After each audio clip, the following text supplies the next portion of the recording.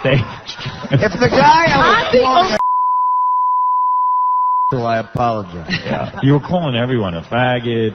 Well, I don't call gay guys that. I just call regular guys. I started fights with four crew members: Scott DePace, Ganji, myself, and Brian Phelan. I don't remember. I know that at about 9 o'clock, I got a call from the saleswoman at our local radio station here, Extreme, and she said Artie's like passed out on the couch and he fell off the stage, and they took him outside, and they said the only way he could come back in is if he stops drinking. At which point I said, you know what? I'll run over. I'll do Artie's appearance tonight. I'll let him come back tomorrow night. She said, no. Artie's not welcome back here anymore. He insulted the owner. He told the owner that he was wearing a Hawaiian shirt. He told him to keep his freaking money and buy a new shirt. Wow. Dude, I apologize. I don't remember doing that. So you could show Artie what he did. But I mean, the good thing is I don't deserve the money for the appearance, so I don't want it. But do you remember making out with Henry Hill? No. I wasn't drinking when I woke up. Yeah, so Artie made a real jerk out of himself. Now he wants to go home early. And I know your girlfriend was crying. You're asking why after that story? Your girlfriend was crying at the end of the show. Do you remember me? In fact, last night I was with his sister and his girlfriend, and, you know, we all strategically didn't mention Artie because we didn't want them to get upset. I think this is going to hurt my career. Well, do you remember me being in your room last night trying to convince you to not go to the appearance, and you telling me that you said, Artie goes, I'm an actor, dude. This is an act. You said to me, I am an unbelievable actor. Just calm down. As I was holding. I don't remember. I've never said that sober. Neither is anyone else. Are you in any condition to do your baseball challenge today? No, but I'll do it. I mean, I'm a professional. You're going to be able to hit a girl? Are you going to be able to hit a baseball off a girl? I don't know. We'll see. Where's the confidence? I got no confidence. What's happening to you? I need a drink. Oh, no. By the way, I don't want to drink. Yes, he does. But wait a second. We're doing porn star bowling today, and then I came up with something else. Since we have that bowling alley, we got to have a bowling match between me, you, and Artie. Really? Oh, Christ. When was that decided? Why did you decide But a drunken bowling match. We have to take a shot before every ball. Oh, no. It's the thing I don't want to enable Artie. I can't take shots of tequila. Yeah, I tell you, that killed me. I'm all right with drinking. I don't want to bowl. There I see. You got the mics on? Wireless mic. Yeah. Isla, you with us? Come on over here. Let's talk. No, it's on now. It's on. Am I on now? Oh, there you go, Isla. Isla, you look great. You look like you're in shape. Have you been training for this event? Yeah, I just got out of the fire academy right now, so I'm in good shape, but not baseball shape. But I think I'm doing pretty good if we keep on giving these to Artie. Artie, you can see that Artie's in baseball shape. Artie, how many Jack and Waters have you had for this? By the way, I'm in excellent baseball shape. I'm not in basketball shape. I've had, this is my second one. All right, so you're feeling a little buzzed. Yeah, look at her. She's like a cute broad. This is retarded. So there's no way. We should call it off. I almost feel bad if I hit her in one of her ovaries. Let me tell you about Isla Borders. Get a microphone on Isla. Let me tell you about Isla Borders. Why don't we get two microphones? Yeah, why are we fighting? That's good. You know, why don't we talk about Isla Borders and who this woman is who's going to be pitching against Artie. Isla, it says here on my notes, you are the first woman pitcher to win a collegiate game and the first to win a men's professional game. Why is Artie laughing? I'm sorry, I'm a little drunk. Why are you laughing, Artie? Because, come on. Well, we'll see. That can't be true. We'll just see what happens afterwards. Isla is left-handed. She throws 5 pitches. She cut fastball clocked as high as 78 miles per hour. No good? What are you laughing at that for? 70. Should I hit lefty or what? 78. Yeah. 78. That was my thing. I went in there. I'm not an overhead. I don't go throw 90. The ball's going to be moving. I hit my spots. You have control. Okay. Can Artie hit the ball off this woman? What are the rules, actually? What does Artie have to do? Robin, you know in Howard Stern Show fashion, we don't have any rules. Because I really don't even know what I just bet. We don't need no stinking rules. We do have what rules. are the rules? Here's the bottom line. It's a strikeout or a hit. That's the only resolution to this. If she walks him, the count starts again. It's got to end with either her striking him out or Artie getting a hit. We have an umpire calling balls and strikes, and we have 2 line judges on each side. If Artie hits a ball, they're going to call it fair or foul. They're the final decision. Okay. Isla, because you're a woman, because you do not have making fun of you your entire career, this is a chance for vindication for you, isn't it? This is a chance to have fun, but pretty much I'm used to it. So whatever people want to call me, they can call me. I'm ready for it. Your male teammates, when you played baseball, they said you were no good, you were a woman, and you've taken a lot of grief in your career, haven't you? Definitely, but I think for the most part, I've had tons of support from my teammates. There's always just those 2 that always speak their mind, and like those are the ones that Artie get on the media. Do you have support from Guys the other like people Artie. in the fire department? Isn't it true you've been spit on by men? That's one, yeah, and that's a good one too.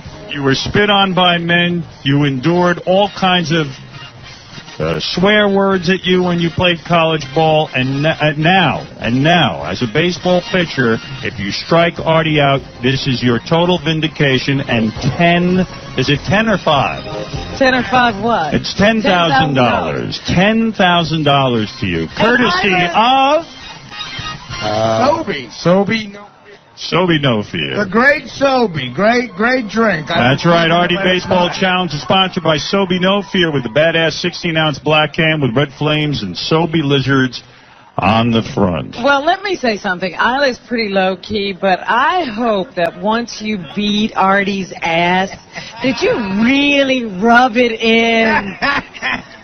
Fans once threw bottles at Isla during a game while she was playing in the Pony League. A fan once took pictures of her in the bathroom at a game. Were you nude? Oh, that's pretty much when you can't take anymore. I was in the restroom just going to the bathroom. Somebody stuck a picture or took a picture of me right underneath there, and that's when you just can't put up with that anymore. I would never do that to her. Artie would never do that. I would just hit a baseball off her. That's what I'm going to do. All right, it's time now. Isla, are you ready? I'm ready. I just got to throw a couple of pitches, and I'm ready to go. Artie, are you ready? Throw a couple pitches? Well, what's up with that? Artie, I saw you swinging the bat a couple of times. All right, they're going to take the field. Let's turn it over to the great Michael Buffer. Michael Buffer, our announcer, who will do the official announcing for the Artie Baseball Challenge sponsored by Sobe No Fear. Let the games begin. I'll do the play-by-play, Robin. If we can. Let's get ready for a woman to humiliate the fat little bastard known as Artie Lange. Today we'll watch the first woman who pitched and won a professional baseball game humble a Jack Daniels swilling, pizza-eating, dog-hating, and abusing, hairy-backed, pig-belly blowhard from New Jersey. Introducing on the pitcher's mound, the first woman to pitch and win a professional baseball game, a left-hander from La Mirada, California. Sports Illustrated honored her as one of the top 100 female athletes in history. Her game-winning glove and uniform from that winning game now adorn the Baseball Hall of Fame in Cooperstown, New York. She has a cut fastball, curveball, split finger, a screwball, and a fastball that comes close to 80 miles an hour. She had a season where her ERA, earned run average, was just 1.97.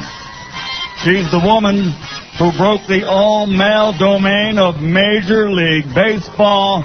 Ladies and gentlemen, here is Isla Border. Michael Buffer introducing Isla Border, the great Michael Buffer, of course. He He's going to announce the Roy Jones Sr. Antonio Tarver rematch this Saturday night, available on pay-per-view. There you go. And this is going to be a great event. Artie is over sipping Jack and water while he's warming up. That's his warm-up. I want to thank our field umpire, Kelly Gonzalez, who will be out there making sure that Artie's ball goes fair. We have field umpire Gary Gerwig, home plate umpire Eric Gregg, catcher 𝗦𝗵cie𝘄𝗿𝗱, who's going to catch for this great challenge. That's very professional. Yeah, it's very, very professional. I didn't understand one thing Michael said about Isla. I don't know what ERA or any of that stuff is. But. Let's go back to Michael Buffer. And now, ladies and gentlemen, he's in the batter's box. A man that's round and fat as a baseball. He's been in such movies as Lost and Found, Dirty Work, The Fourth Floor. Did I say Dirty Work? Oh, yeah, he was in that Elf movie for about 5 freaking seconds. He was some sort of all-county third baseman in high school, in which he was held back from graduating because he had to go to summer school. He's been arrested for hitting a cop. He's been in rehab for coke. He drinks like a fish. He smokes like a chimney. And when he bets big, and he loses big, and he loses big, and he loses bigger. The man who paid $500 to a Las Vegas hooker that he didn't know was a hooker. Ladies and gentlemen, here is Artie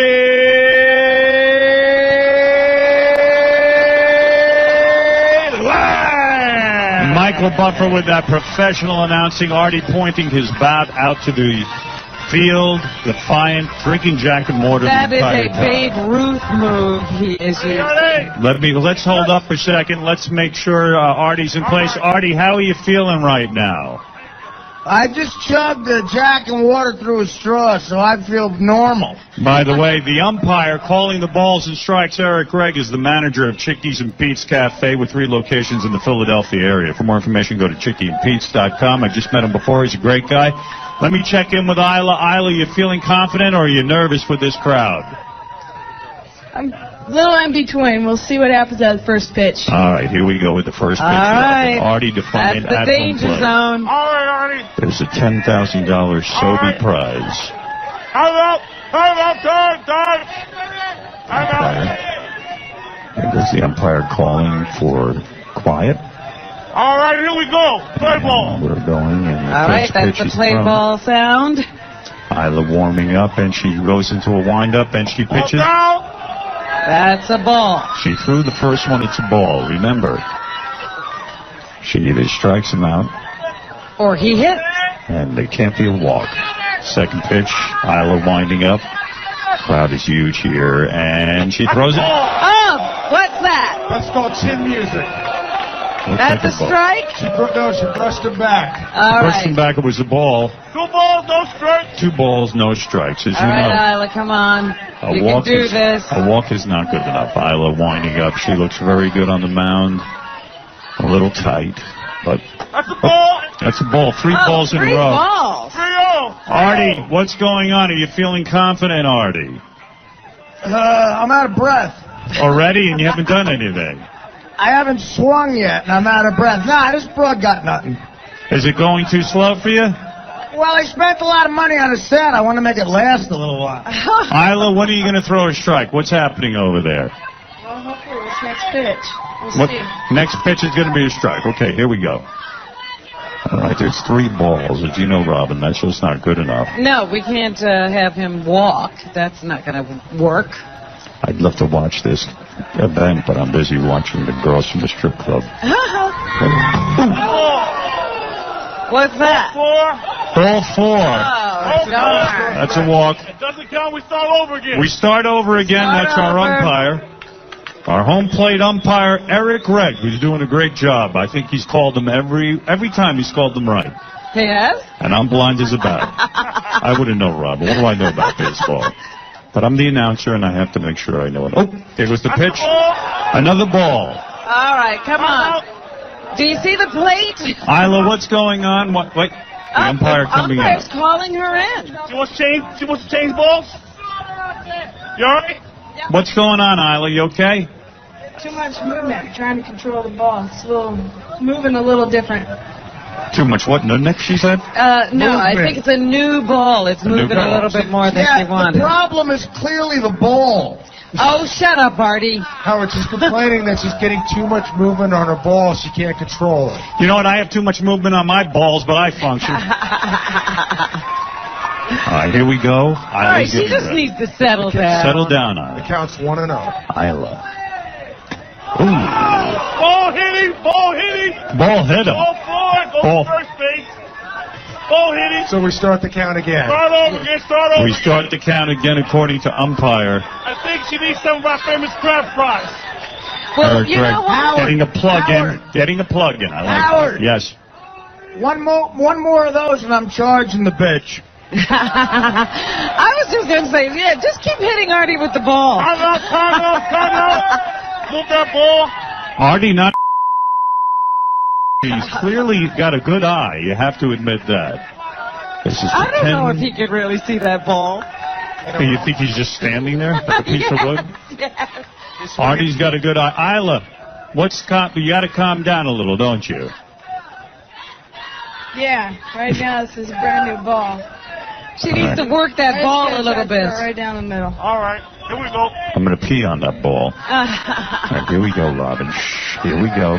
The wind up, and the ball is high. Oh, that's too high. I can That's see a that. ball. That's a ball. I don't know. Artie hasn't had anything to swing at yet. She's All right. clearly nervous. Well, I think What is it, umpire? I think give her a ball that's been used. new balls are too slick. Yeah. And they got to be rubbed down. Right. Doing the big league. You rub balls down for each game. Rub the balls down. It wasn't rubbed down, and that's why she's throwing the ball away because there's no grip on the ball. Do you like the Umpire. way he rubs that ball? Very Come here, umpire. I'm falling in love with you. Oh, I forgot the mic was on, and I clearly admitted to. Hey, Howard, Isla was just agreeing with that the balls are very slippery and oily. Yeah, she had a ball out there she liked, and of course Artie had to use it. Well, I don't know. I don't know much about baseball, but it seems to me you should be able to throw the ball. You got a good eye. Artie's got a good. Need another drink? Let's quiet down. Here comes the pitch. She's winding up. She's very serious. I think we're going to see a good one. Ooh! And Artie hits it. Oh! That's it. First good pitch. He hit it. Good pitch. And that's it. If the game's over, Artie wins $10,000. Artie wins $10,000. Our umpire, great eye, awesome hit. How fast was that ball going, ump? I tell you, that was a fastball right down the middle. Yes. Artie waited, took it deep. Artie has some talent, no doubt about it. He has some talent. He has some talent. No doubt about it. You would know, I umpire. think the major should be scouting him. Artie was outstanding. He had a good eye. I couldn't believe how he waited. He waited for his pitch just like Barry Bonds would, and he took it deep. Really took it deep. Isla had the credentials. She's actually pitched baseball now for years. For the majors, yeah. And the first good pitch, Artie plowed right out there, and he is drunk. By the way, that's a base hit in anybody's league. Absolutely, Artie. Yes, it That is. was a good hit. Artie, you did it. So I had a swing. Isla, what do you think? Couldn't throw a strike. When you can't throw a strike, and you got to throw it right down the middle of the plate. That's what happens. You threw it. You didn't have any speed on that one, did you? That was a curveball. I wasn't trying to throw it hard. I was just Right. trying to throw a strike. Yeah. Well, Why didn't you just keep walking him until you got it? I'm telling you, I haven't played for 3 years, so it's a little wild out there. I haven't played for 20 years. I know. Artie, you once again proved that you are a great natural athlete. Wait a minute. Last year he lost. I thought he won. I won last year. I'll make you a deal. Artie, let me say something. You get $10,000 of Sobe's money, and now you've got to put it on roulette, as you agreed. Oh. You could turn it into 20. We're going to do that when we Let get me back. make you a deal, Howard. Yes. You ready? Go ahead, Artie. If I hit this roulette, Yes. I will have dinner with you tonight in Las Vegas. Great. I'm betting if I hit the 20 G. And will you promise me not to bet away the $20,000? Well, I can't promise that. All right. Well, special thanks for baseball. We have Gorick.com for donating the nets. That's GOUROCK. Event Center Las Vegas for the batting cage. And they're at www.eclv.com. Sports Chalet in Las Vegas for the rest of the equipment. I'm Thank you, sorry. Isla. Hey, that's how it goes. Hey, Great job, hey, Gary, Isla. we got a little money for Isla since you came all the way down here. I do. What do you got? Got $1,000? I do. I have $1,000. All right, $1,000 for Isla just for throwing that pitch. How about Matt and I? Great catcher. He's in my academy. So everything went good. Okay, real good. And I want to thank everyone. I want to thank all our umpires for doing such a great Yeah, job. we had a great crew out here. Thanks all the fans. Thanks for everyone, all our friends that are here today. Man, it is beautiful weather outside the Hard Rock Hotel and Casino. Artie triumphant. I'm a little crestfallen. You owe me $100, baby. I want my 100. That's what I want. My umpire is trying to tell me something. Let me see. I know you're busy and you have a hell of a schedule, but anytime you need an umpire, I'll be honored and proud to work for you.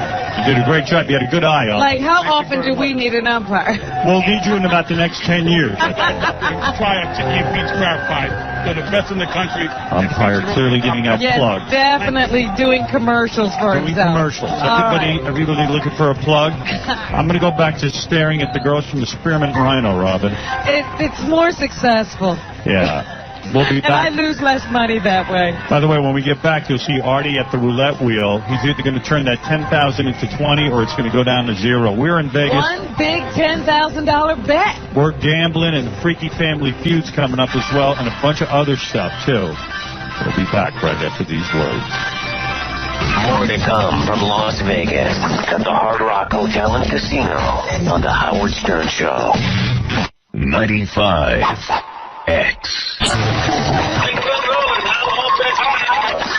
We're back live from the Hard Rock Hotel and Casino. It's the Howard Stern Show. All right, we're back. And we just had the Artie Baseball Challenge. Artie will be playing roulette in a couple of minutes with $10,000 of his winnings. Yeah, he's out on the floor in the casino waiting. It's kind of crazy in here. We went out to play baseball, and then Beetlejuice was leaving the stage, and he moved his bowels on the stage in front of everyone. Was that to entertain the crowd, or? And Beetle, what happened? You moved your bowels on the stage. Well, my bowel was good. Right. It was good. But Beetle, don't you go to the bathroom in your room, not here? Nah, I went to the bathroom. Weren't you embarrassed to do that in front of everyone? Nah.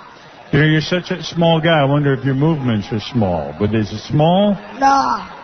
Well, wait a minute. I have to understand this. So he didn't soil himself. He literally. You pulled your pants down and went to the bathroom on the stage. Nah. I didn't. You didn't. Nah. Oh, I thought you had. Okay, it must be my mistake. Well, it's sort of crazy. It's like a Howard Stern show. Like it's like Stern Trek. It's like a christening. Yeah. By the way, when Beetle moves his bowels, that means he's happy, which makes me glad. I haven't taken any phone calls, Robin. Hey, I know. Yes, Gary. This just in, Henry Hill has been kicked out of the hotel. Why? It's a pain in the ass. I know everywhere I turned, Henry Hill was around.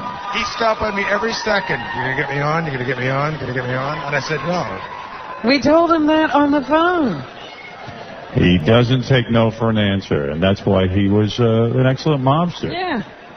He gave me his book. This is the very first printing.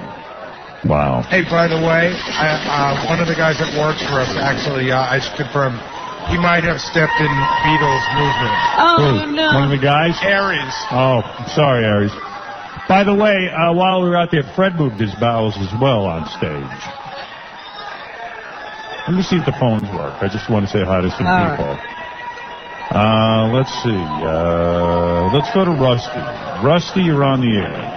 Yeah, Howard, welcome to the Hard Rock, and just want to welcome everybody here to the Hard Rock Hotel, and the first 1,000 people that come over to the gift shop right now will get a free T-shirt, Howard, in honor of you.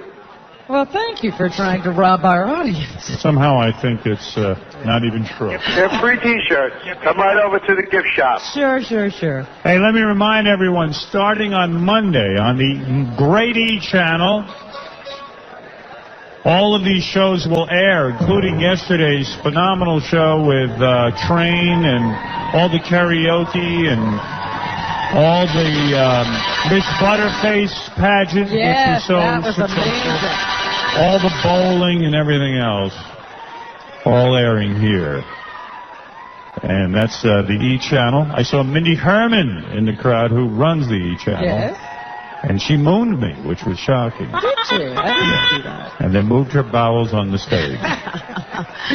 But, Seems to be going around. no, Mindy is here representing the E! Channel. Everybody's here in Vegas. I'm telling you, it is a happening. And if it happens anymore, I'm going to pass out. I know, we better get out of here before somebody gets hurt. So, anyway, let's go look at Artie at the roulette table. Baba Booey, how's this going to work with Artie? Now, there's red and black, and then there's green. Right. There's only 2 green spots, 0 and 00, I believe. So Right.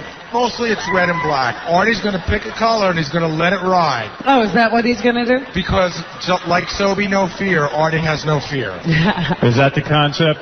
That's the concept. Yeah, I wasn't sure what the tie-in was. Hey, Artie. I like 𝗫𝗿 no fear. They're very nice to give me this 10 G's to bet on. Hey, look, if I bet it on a number, can I win that amount of money or what? It's I don't know. I think it's 36 to 1. Yeah, but do you really want to risk 10 grand on that? Of course. What he has to do is bet the 10 grand, You think right? you're talking to a winner? Artie, let me understand roulette, because I don't play it. If you just bet red or black, you can double your money. And you have a 50-50 chance. Right. See, to me, that'd be the way to go, and then make 20 grand, and go home and be happy. No, dude, I'm kidding. I'm going to do that, but it's a little less than 50-50 because of the 2 greens. But it's a great bet. It's the best odds you can get, in a casino. Come on. Now, what are you going to do? Are you going to bet red or black? Well, I thought about this for 0 amount of time. Black makes me look slimming. That's why I wear black. Hey, how come somebody has a note up that says the bet has to be red? Why does it have to be red? Where's Who's saying that? I have not heard that. Somebody put that up there. The bet has to be red? Does the bet have to be red? Why? That's never been discussed. I thought Artie just had to bet. I thought he's just betting. Why would it have to be red? Everyone's confusing me because I get all these notes, and I don't know if they're jokes or if... Tom said that. Tom, Why you want to does it explain have why to the be bet has to be red? red? We're not in on this. I'm being caught off guard. This is ruining my black makes me look slimming joke. Howard, trust me when I tell you we've had 1,000 meetings about this. I'm listening to Tom Sucks over and over again. We had 1,000 meetings and Tom never brought this up? No, we in the meetings we said, and Artie takes it and he puts it on red or black. Where is Tom? Why would he have to be red? Tom clearly playing for a different team than we are. I just saw Tom run out of the... He ran out? ran out. I invited him to dinner tonight. I'm taking it back. Dude, Howard, seriously, so that means I have no decision? No, you bet any way you want. Wait, I'm just finding out why it said that. I'm sure not- it makes no sense. Yeah, when Tom explains it, it's going to be the best. I think it's worth waiting for, don't you? Yes. By the way, we have Freaky Family Feud happening between the God Hates Fags people and the MyGaydar.com gay people that are here. Hopefully I'll be drunk and rich for that. I'm looking at Daniel Carver from the Ku Klux Klan, who hates everybody, except for white people. I'm looking at Miss Howard Stern, who's standing next to a girl who's dressed exactly like her. I don't know what the significance is. That's her best friend. Oh, I see. They have to dress her too. And Double A is out there. I see Yako the Clown. So many different people. People don't seem to mind standing next to Beetlejuice after what he did, and now he's having a beer. Having a beer so he can work up another bowel movement. I can't believe Ari stepped in it. All right, do we have any kind of ruling? Because I'm going to let Artie just bet it the way he wants to bet it. Come on, dude. I'm not aware. Is Tom our general manager here, or is he hiding from me? He's nowhere to be found. We can't find him. Why would that all of a sudden come up? We're looking at all the We're looking at all the copy, and all the copy says and Artie will bet on red or black. All right, so here All we right, go. so go ahead and do All right, whatever you so want to do. I thought of a different line for betting on black. What is it, Mike Ganji? Somebody has Tom. He's on his way here. Somebody has Tom? Anne Marie has Can they Tom. throw him out the window? Who's the Tom Wrangler? Here he comes. Here comes our general manager. There he is. I see him coming into the room.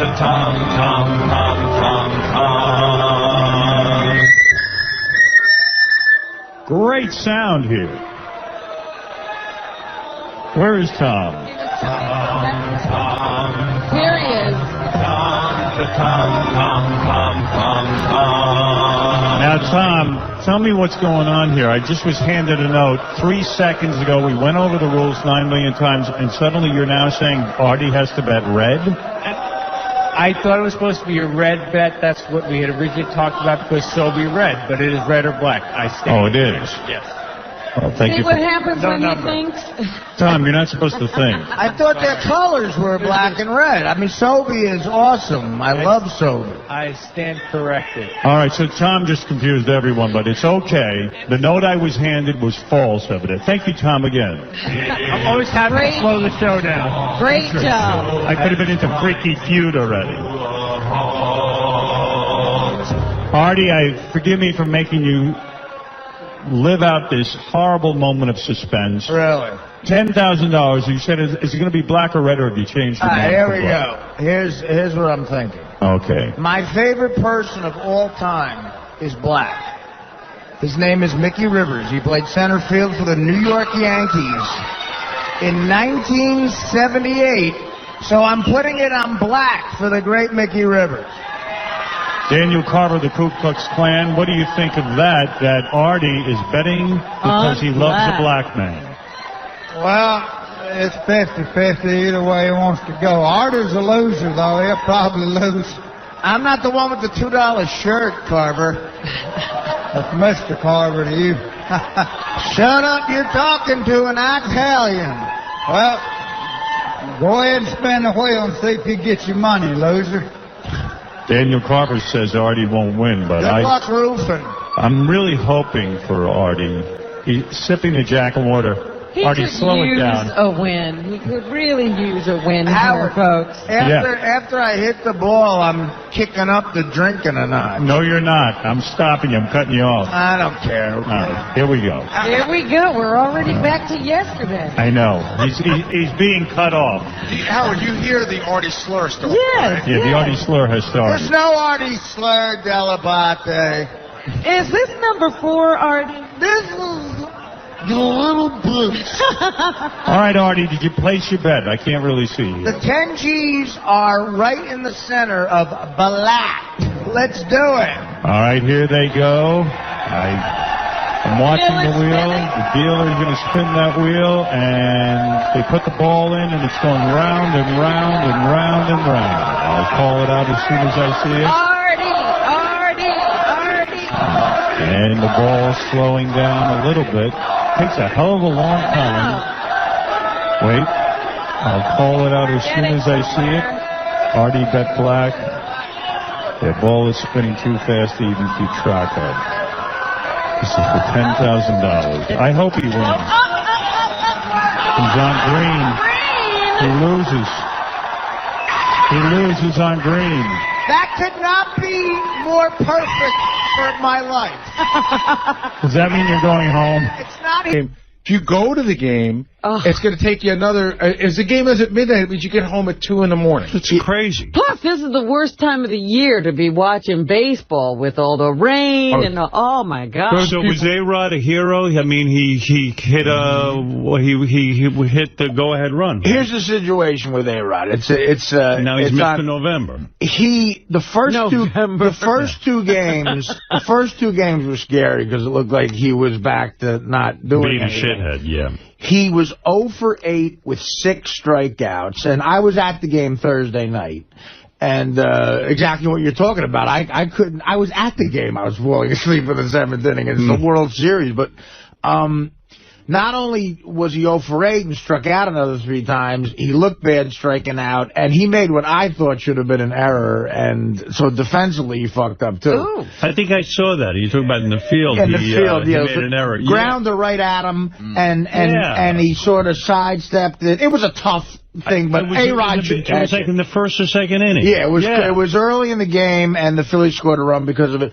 But the thing about the Yankees is, and again, I get when people complain about them, they buy everybody. So if A-Rod doesn't step up, someone else does. And even though A-Rod had a shit 2 games, the Yankees go into Philly up 2-1. You know, big deal. Right. Then the first game in Philly, A-Rod, gets hit by a pitch, which is a dumb move. Right.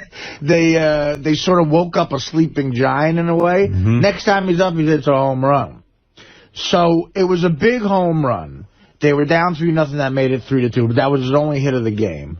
Last night, he's 0 for 3 again. Doesn't look like he's doing anything. And he got up and he got a big double to go ahead. Go-ahead run, right? So technically, he's only 2 for 14. He's batting like 143. That's shit. But in October, the 2 hits he got are big hits, and he's A-Rod. I mean, it's like, I think A-Rod has a publicist the way Tom Cruise has a publicist, because even if he gets a big single in the 5th inning, he's on the back page of the Daily News, Right. And he sells papers, I get it.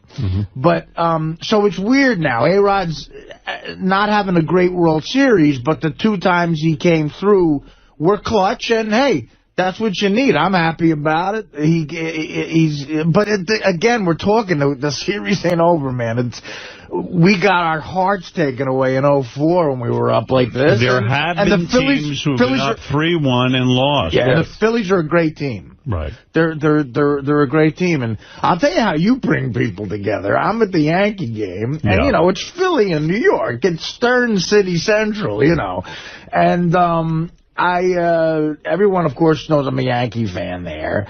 And they put me on the big screen. And I know you've talked about that before. And because I'm on the show, I feel like a douchebag. I get that kind of treatment, which is nice. And they've done that twice now. Right. And people are nice, like they cheer and stuff, because they love the show. But it lets everybody know you're there. And then from there on in, the entire game, in the middle of the 2 innings, I had a line of pictures to be taken. But a real funny thing happened. The guy sitting behind me was kind of like a Gavone type of guy, and Artie, I love you, the whole game. And he was funny though. Mr. America. When they put us on screen, he goes, they saw him too, and my girlfriend and my uncles. And he goes, dead serious. He goes, that wasn't on television, was it? Oh, my God. Like, he shouldn't be there? I go, I don't know. I mean, I don't think they put me on TV. I don't know. Maybe it was just for the crowd, And he goes, I got some shit going on. That wasn't on television. And I go, dude, I can't guarantee you it wasn't on television. Yeah, it's not my problem, He goes, like, now he's involved with you. And then he goes, because I know you fucked with that Joe Buck asshole, because maybe they want him to talk about you. He goes, he goes, you know what, I like... trying to watch the game. He goes, I like you, and now you're fucking me up. Wow. Okay, I'm trying to watch the game. With a $10 hot chocolate, by the way, Howard. Wow. A hot chocolate is $10. When I went to the World Series with my father in '77, I still have the stubs, the tickets for $10. Wow. Yeah.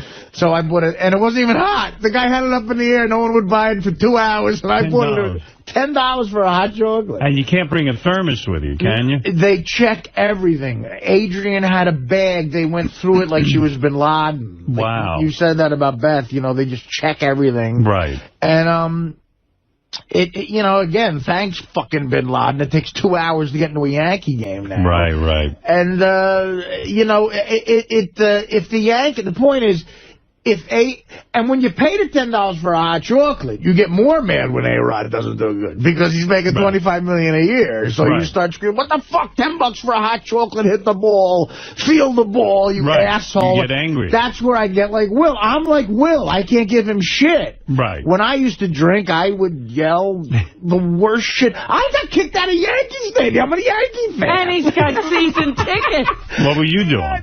Oh, God, what was I doing? What wasn't I doing? doing. Right. Gary's been to a game with me before, but I What did he do? I told you, his old seats were about 6 rows back of the third base. Yeah. So the third base coach, you could throw a piece of paper and hit the guy.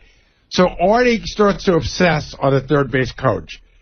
What he looks like, what he's wearing, his shape and size. So he starts to yell at the guy, yell at him. The day we were there was a guy who was, those old guys, first of all, they have to wear baseball uniforms. They're like 70-year-old men in baseball uniforms. Which no other sport does, by the way. Like Andy Reid doesn't have to wear an Eagles uniform. Right. So the guy was one of those old guys. He had no butt. Right, the pants just looked like they just went down.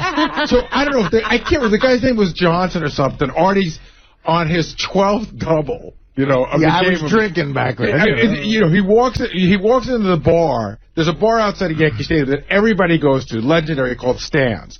We walk into Stan's. Artie has 6 shots of Jack shoved into his hand before he can blink. We get out of there. We go to the game. They come around. Artie says, "Give me 4 doubles."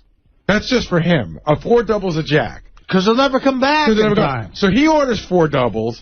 Then Artie gets up to go to the bathroom. Maybe it'd be nice to have a little breather between Jacks, and Jack. Yeah, how about some water? Yeah, okay. Artie gets up to go to the bathroom. They come back again for drinks, and I feel, well, Artie gave me the ticket, so I said, "Bring me 4 doubles."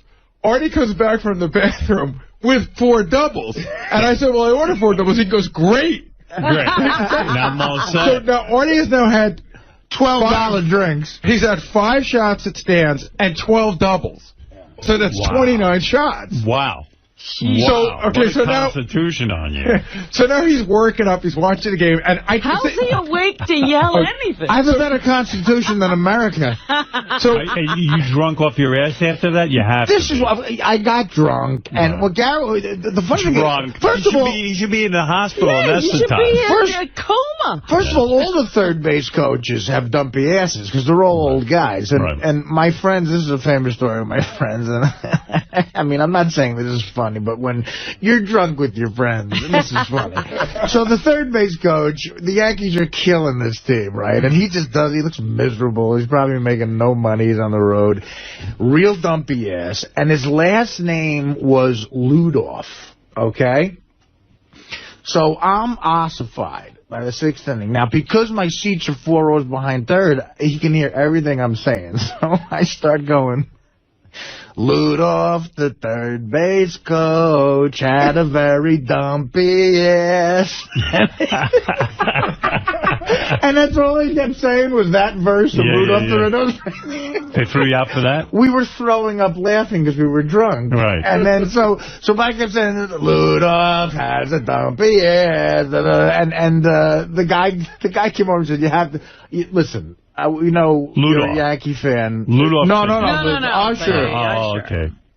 You can't say dumpy ass. There's kids here. Right. And again, when I was a kid, I remember a guy asking me to hold his beer while he rolled a joint. Times are different. Yeah, but I do remember going to games with my dad, and they would be drunk. Sitting next to Artie? And it scared, but it scared me. I remember it was scary because there were old guys, they smelled like liquor and they're just like getting crazy. That's what the usher is trying to do. Get this Did you very say to the scary usher, man to quiet down. Did you say to the usher, "Can I sing Ludoff has a dumpy butt"? Well, because everything. Well, one of my friends, the funniest and rudest thing I've ever seen before is playing the Blue Jays about 1982.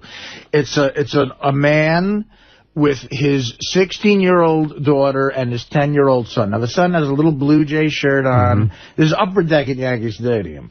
And a ball and a glove to catch a ball, which will never come to us. Right. And so the Blue Jays score a run, and my friend is he's like Will and me. We all had bets on the game.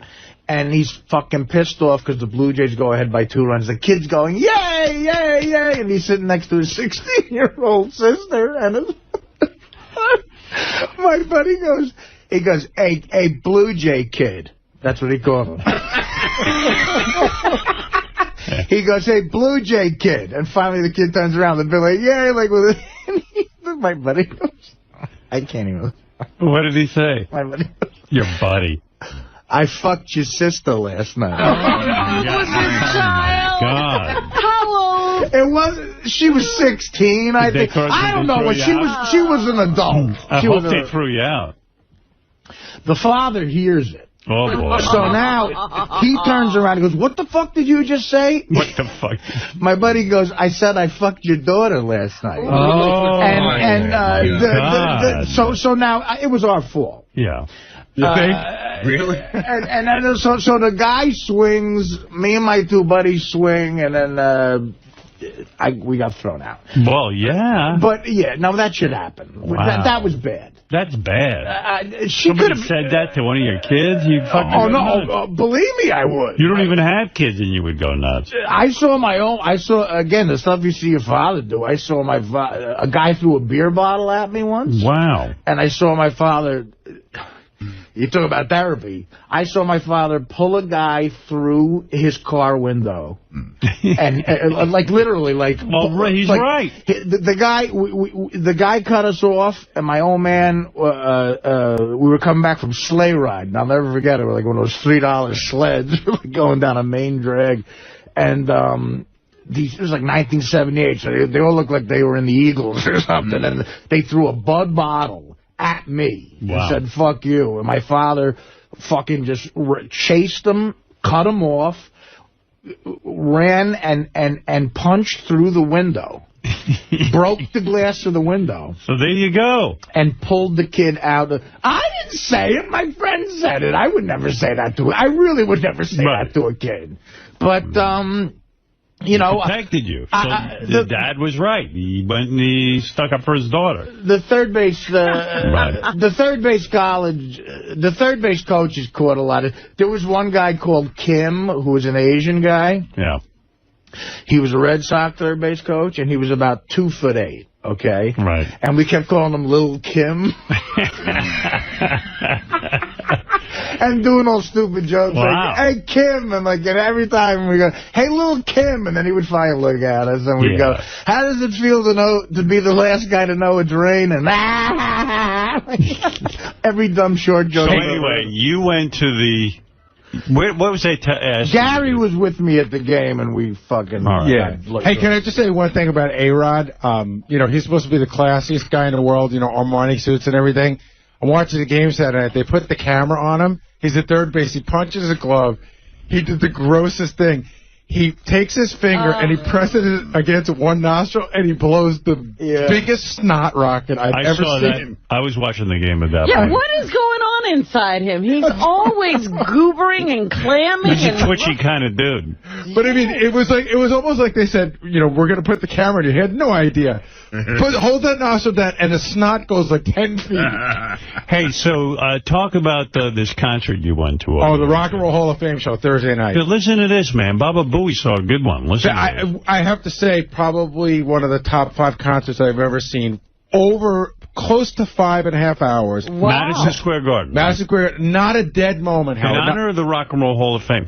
Why are all these guys trying to raise money for the Rock and Roll Hall of Fame? Well, Ross and I were talking about that. I think they're just all about the preservation of, you know, of putting together... archiving. Just archiving, keeping the museum together so that in 100 years people know. But, you know, you're right. It's weird. You can't get this... You couldn't get this lineup together... against nuclear war. Exactly. You know what I mean? I mean, Jackson Browne couldn't get the No Nukes concert this could have built. But go ahead. It was one of the best concerts I've ever seen. So it was divided into... There were 4 main acts, and then each of the acts came out, and then they would have a bunch of people with them. So the first act that came out is Crosby, Stills, and Nash. Wow. They come out, well, the show starts, we hear there's going to be a special guest, right? And Ross and I were on the fence about whether to even go to the show. You know, tickets very expensive. Ticket was like $250 for like not even a great seat. Mm-hmm. They bring out Jerry Lee Lewis, and the guy's going to die any minute. I mean, he's got that gobbler, and he's doing a piano, and he's got a weak voice. And I go, God, is this going to be one of those sad shows where it's just a lot of old people? After that, it was just all the way uphill. Well, it's like when they tortured you with Ravi Shankar at the George Harrison concert, whatever that was called. Concert for the Bangladesh. Concert for Bangladesh. They torture you with Ravi Shankar for a while, and then the concert gets really good after that. So you always got to be tortured. Tom Hanks comes out. He introduces... Tom Hanks? Yeah, he does a whole rap about how important it is. He introduces Jerry Lee Lewis. Crosby, Stills, and Nash at the stage.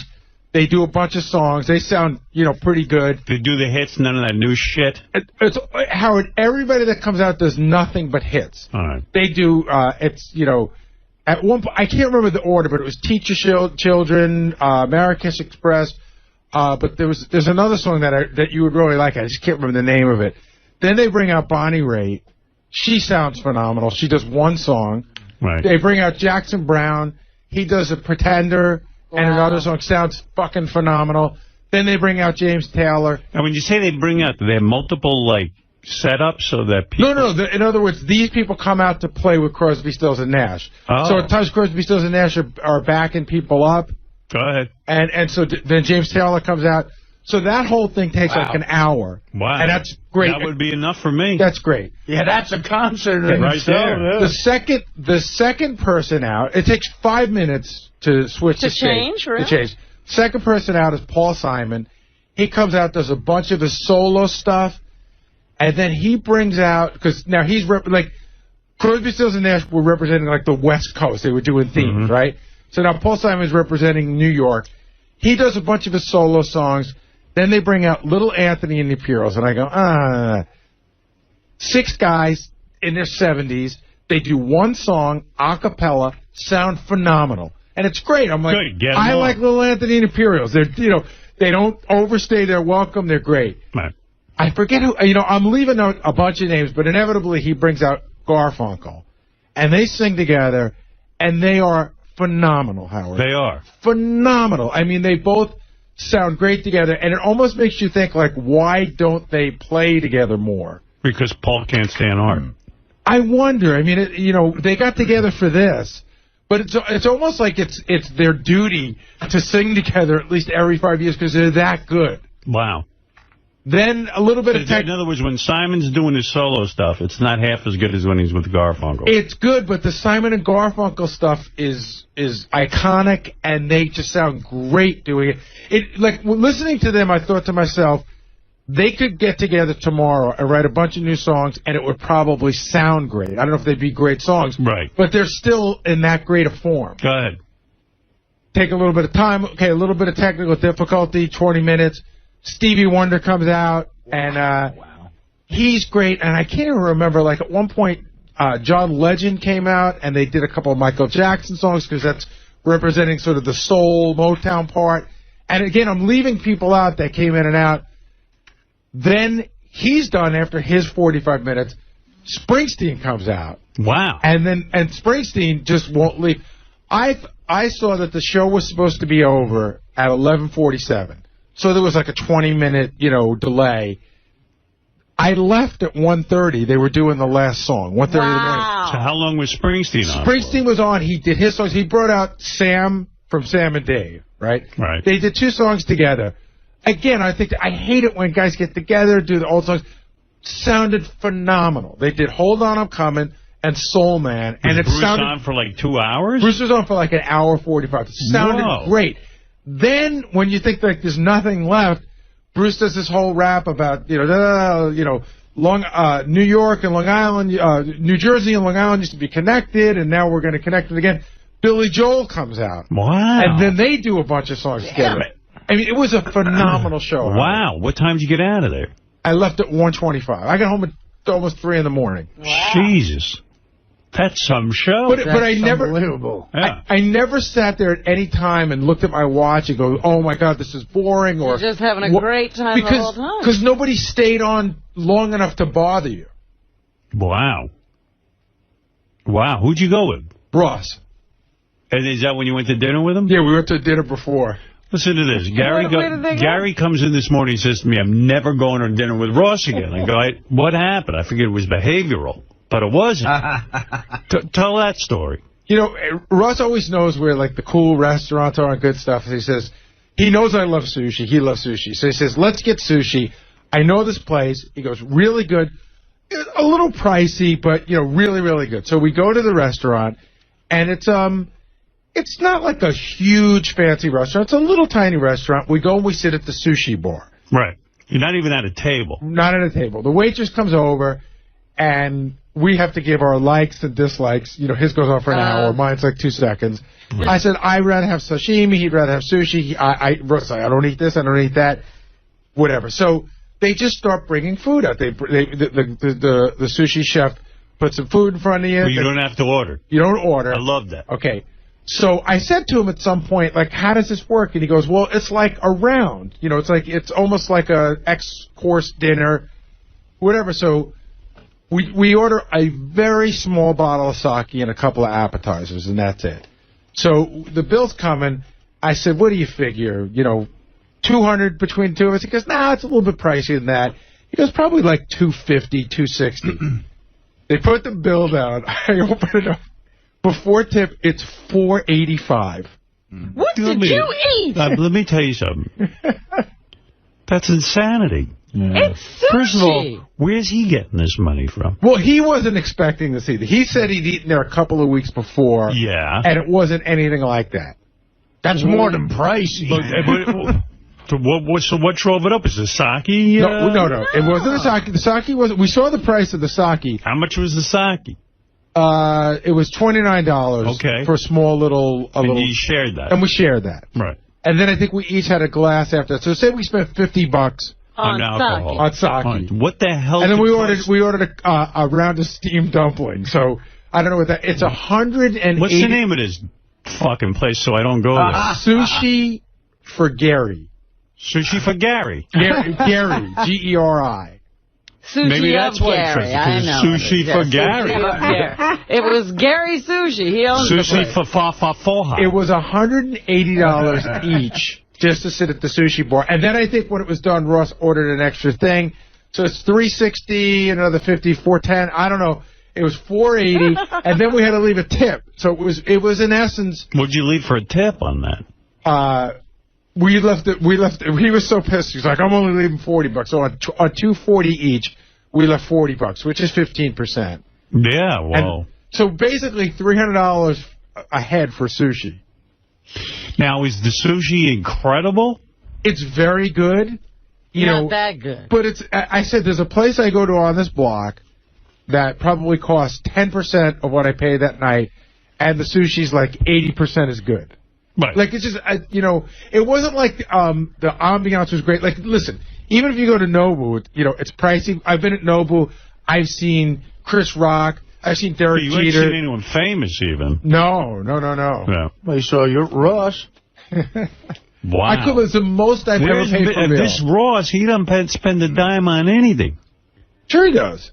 I mean, no, he on himself, but not on his wife. I don't know about that. He keeps her on austerity. And I don't blame him. You got to keep a woman in line, but then he goes out for 300, 400. What? He wasn't 400. How much? It was 480. 480. And then with the tip over $500. It was with the tip. It was 480, and we left 80. It was 560. Just the two of you? Just the two of them. Let me tell you something. Does the waitress give you a happy ending? I wish. That's 4 people at Nobu. Right. And Nobu is the best eating experience I've ever had. Right. I mean, first of all, I know Ross got a couple of mortgages. What the hell? Where's he getting this money? He was not expecting. I'm telling you, he expected the bill to be about $250. It was, but I've never been off by double on a bill yet. You know what I mean? I've never been off by double the amount. I was pissed. There was one time. But so was he. There was one time I thought a White Castle was going to be a quarter. It was 50 cents. My God. That's crazy, man. Manhattan's just crazy expensive. But you don't have to do that to get good food. But, you go out with someone. Here, 8 pieces of tuna sushi and 1 roll is $49 at your place that you went to. They handed me this. Yeah, but again, how much sushi did they eat? No, I mean, what did you eat? No, we ordered, like I said, we didn't order sushi by the piece, which we said in retrospect we probably should have. You sit at the bar, that's part of the experience. Ross has to, I don't know, there's a Japanese name for it when you get you know, you sit there and the chef just makes you what he wants. Yeah, it's called getting hosed. I mean, what are you kidding me? $500 for 2 guys and you didn't even have alcohol? I mean, except for a small bottle of sake? It was a 20, and that was the cheapest bottle of sake on the menu. No wine. No. Right. All right. Well, thank you for that update.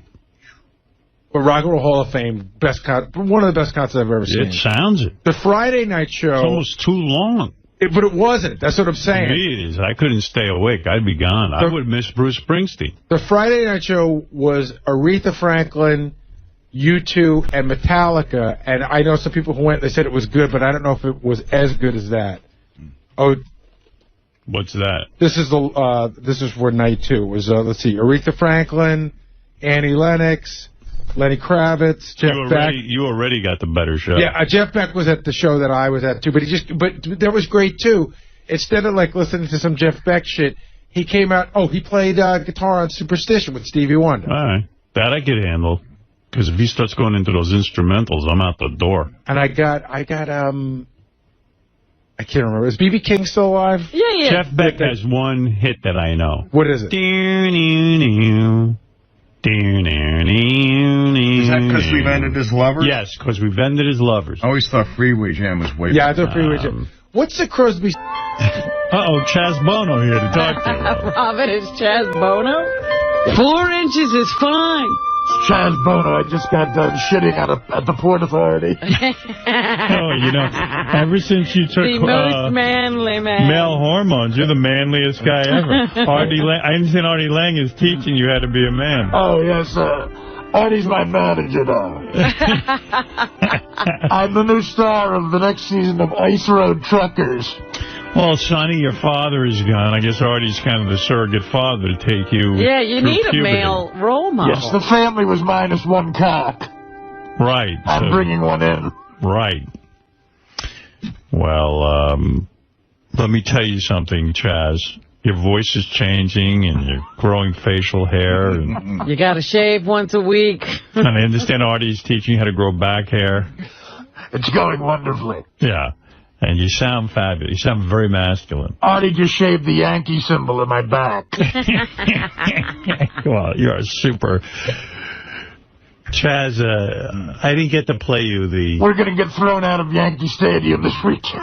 Yeah, you didn't get to play the clips. Are you going to beat up some women at Yankee Stadium? I'm going to jump on a woman's back for wearing a faggot shirt. Wow. Man. Chaz, you've really become a man. I'm hanging out with Will Murray quite a bit as well. Let's see. Chaz Bono. Oh, Chaz won't talk about what's below his waist. Because as far as I can tell, they can't make a fake penis. And does she talk about the fact that she got the breast lopped off? That she'll talk about, yeah. Yeah, that's fine. Here, this is the real Chaz. Chaz has been going through hormone therapy and has undergone surgery to remove his breasts.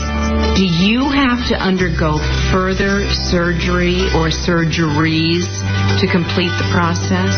That's really kind of a personal decision, and I don't really feel, comfortable talking about anything below the waist. So I'm going to... That's got to be a nightmare. So she sounds like an effeminate man. My pussy is off limits. I should have teabagged that bitch. Excuse me, Mary Hart. I prefer not to talk about my pussy. I mean, cock. Instead of talking about my pussy, Mary, how about a Blumpkin?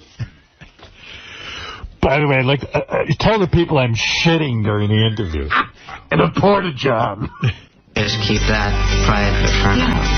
Fair enough. Actually, I was going to walk in the door and tease you about all of these years referring to you as her. I know. And now it's him. But sitting here talking with you, Chaz, it's going to be much easier to walk out the door and always, from here on, refer to you as him. Well, that's good. Thank you. Appreciate it. Bottom line, what's the most important thing about this for you? The most important thing about this for me is that my outsides are finally starting to match my insides. And he's not acting like a guy, but he still sounds like kind of a feminine guy. He sounds like an effeminate guy. He's like, thank you. What does that mean? He should be like, you're funny. I should rape you. Yes, I'm changing my name to Leonard Marshall. Leonard Marshall? What's that mean? Because he's very manly. Oh, okay. Here, Chaz. I'm not talking about what's below my waist. Can you imagine? What's below your waist, Chaz? Who knows? Hopefully some pussy soon. No, but I'm saying what's below your waist? A lot of balls and a lot of cock. They can't they can't make a cock. So what they do is I heard the clitoris gets very enlarged. But what do you pee out of? My horse cock.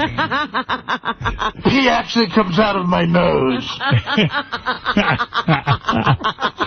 I'm sorry I pissed on you.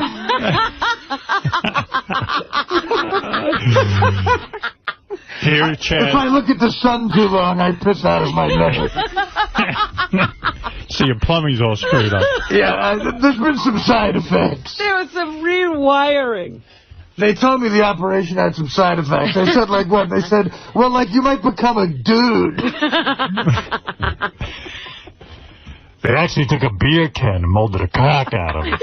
It's a combination of a dick and a pussy. It's called a 𝗛𝗻𝗄𝐿. Here's Chaz. I have a 𝗛𝗻𝗄𝐿? I have a 𝗛𝗻𝗄𝐿. Here's Chaz talking about hormone therapy. And I like the woman goes, I was going to come and tease you about, tease you. Yeah, you can imagine the teasing that must go on for poor Chaz. I'm going to tease you. Yeah, if you teased me, by the way, I would have shoved you up the chimney. Chopped you up and buried you in a wall. Yeah, Mary. Nice fucking legs. I wish I had those, so I'll just take them. As part of his transition, Chaz undergoes hormone therapy, which includes testosterone. The hormones have clearly changed your voice. Was that something that was a real adjustment for you? It does it in stages. So, no. To measure the change, listen to this interview from 2002. I didn't have a lot of outlets, and I didn't have anybody else to talk to that had gone through this. I'm literally going through puberty. I get to experience puberty the way that I should have, and the way that I wanted to. Are you growing a beard, Chaz? You shave? I shave about once a week now. So why it's shave? Certainly not thick. It kind of started to come in like just like peach fuzz, and so it's kind of. Was that thick kind of a thrill for you? Oh my God, yeah. It must have been. It was great. It was great. Yeah. I always wanted to shave. What effect have the hormone treatment had on you? They lowered my voice. I'm growing hair on my teeth. I'm having a bar mitzvah.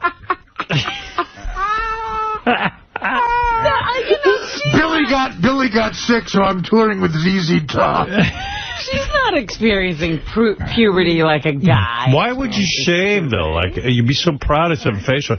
It's probably coming in patches. In fact, I have a mustache like Zorro. My new nickname amongst the guys is Gene Shalit. Oh, you got a big Gene Shalit mustache. I do, and I'm reviewing movies for no reason.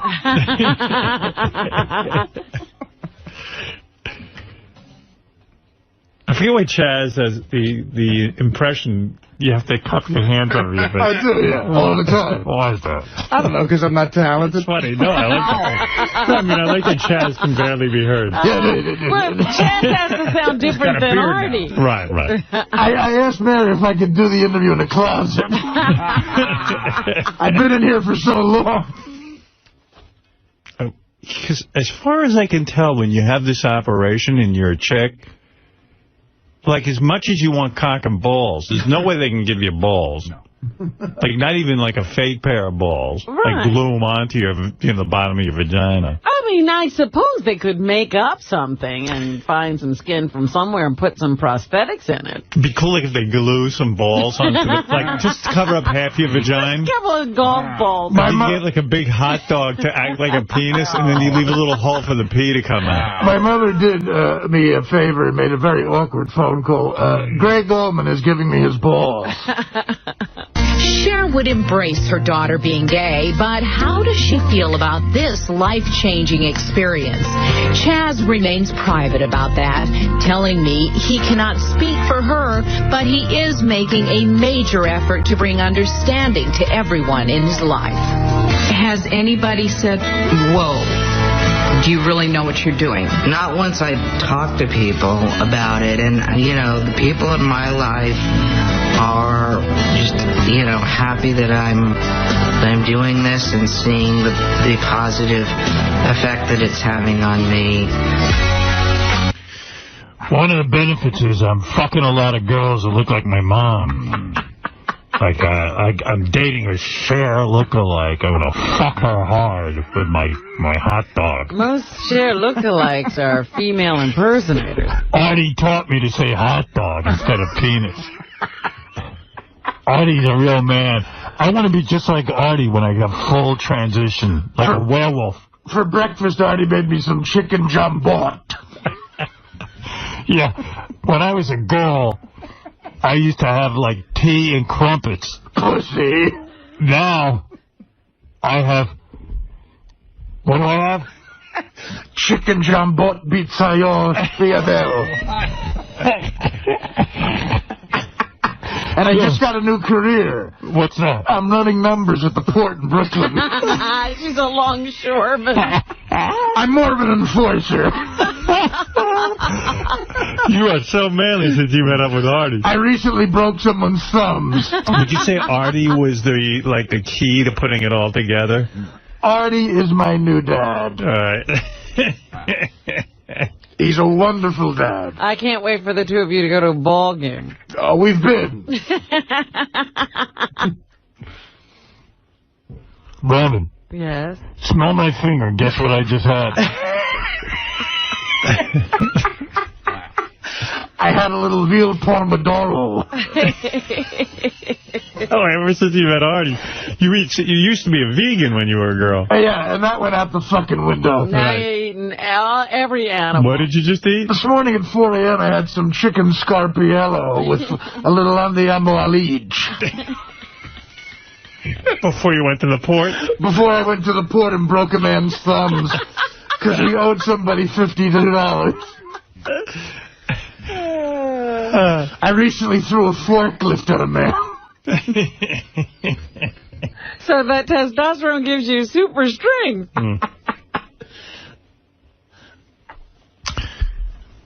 Yeah. Picking up forklifts. Picked it up, my pussy started to bleed.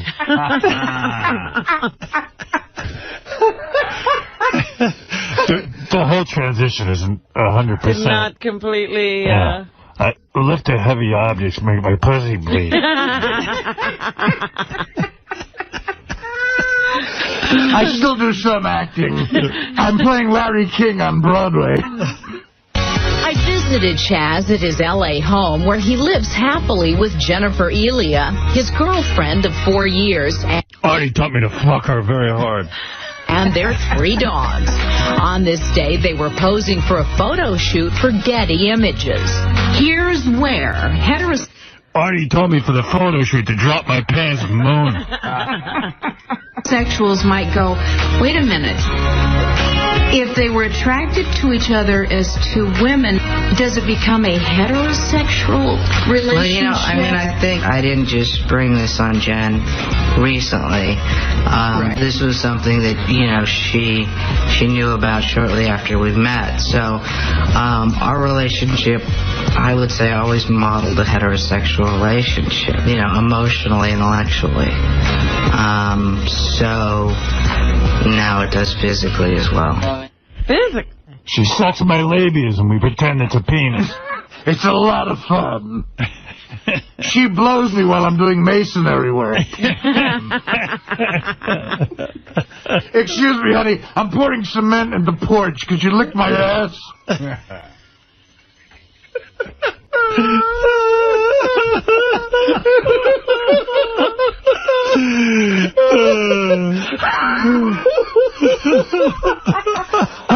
Honey, very sad. Honey, while I'm breaking a man's thumbs, could you give me a rusty trombone?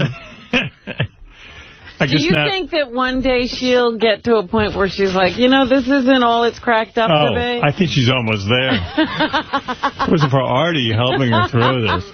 If it wasn't for Artie and his compassion, I think I'd kill myself. Now that you're, I know when you were a girl, you would like go to the bathroom, close the door, and if you took a dump, you'd do a courtesy flush. What do you do now? Well, now I just don't flush. You don't flush at all. When's the last time you flushed? The last time I flushed was 1988. Smells like a zoo in there. You got a big pile of shit. A big pile of shit. Artie taught you that? Yeah. Well, now I never flush because the toilet at the Port Authority doesn't work. I leave my mother's mansion to go shit at Union Station. That's what a man would do. Well, you've learned a lot, I'll tell you that, man. You're so manly. You're more manly than anyone I know.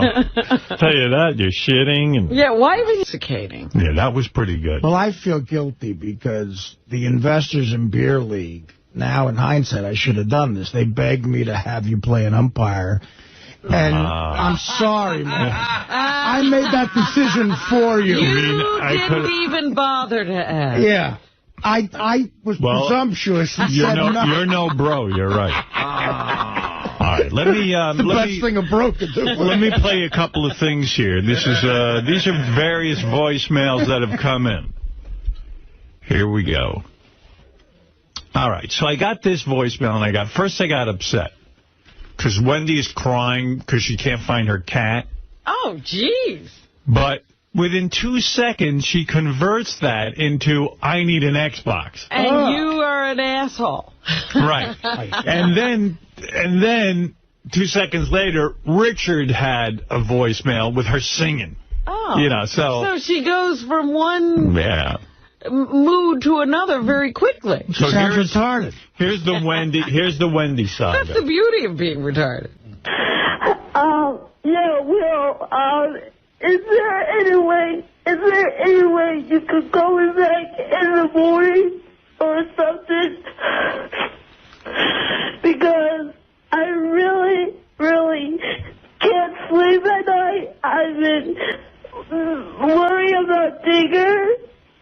This is the 20th day, and I don't know what to do anymore.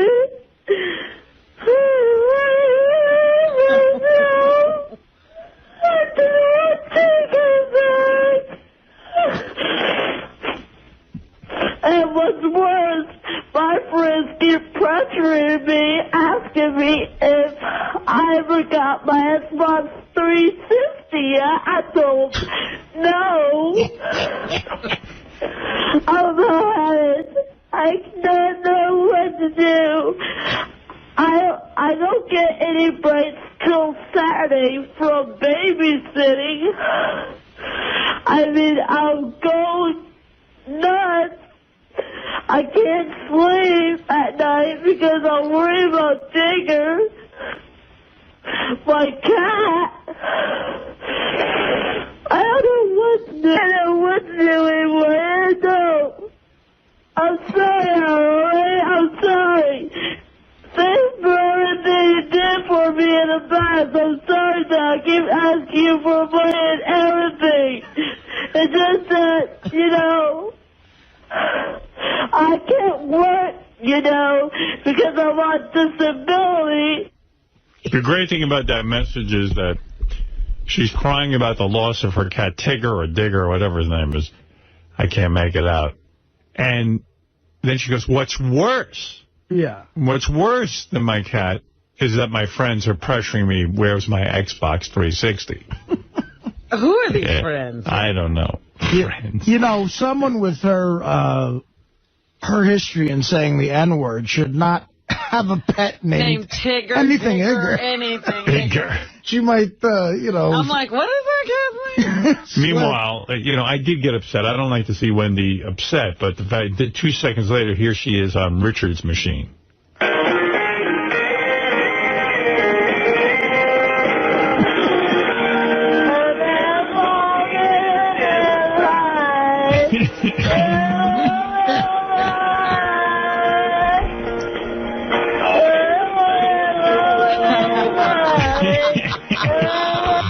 You get the idea. She's already forgotten the cat, forgotten the Xbox. She's happy again. There you go. Also on our machines were burning up last night. Jeff the Vomit guy checked in. He hadn't checked in a while. Here is his disturbing message of the day. Jeff the Vomit guy who enjoys having women vomit on him. Will Murray, this is Jeff Levy. I had an idea. I just got home from the city. It's 4:30 on an early Sunday morning. This is the one day of the week where I take my sojourn around the bar scene of the Lower East Village, checking out girls coming out of the bar, potentially feeling nauseous and throwing up from drinking too much alcohol consumption, okay? Sometimes I get lucky. Other times, it's like looking for a needle in a haystack. How would, someone from the Howard Stern, how would they like to do like a story on my life? I could say I'm like some 50-year-old sad sack individual who lives his life just for watching girls vomiting, has no real other career, no real other interest. Just, would it be too unbelievable to be true? In other words, would it be so far-fetched that no one would buy it? I think it would make for a good human interest story.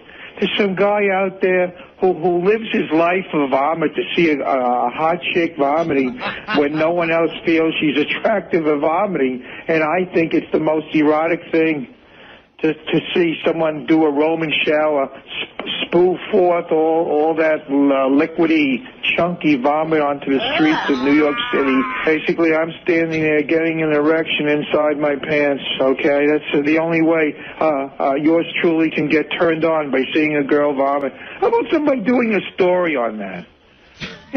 Making it known to Howard. Surely if I have that puke fetish, there must be some girls out there who have that type of fetish, too. A creepy Jeff Levy standing outside bars waiting for girls to puke. Right. Could you imagine? I mean, you got to love Yeah, that but, guy. when you think of it, I guess, he's right.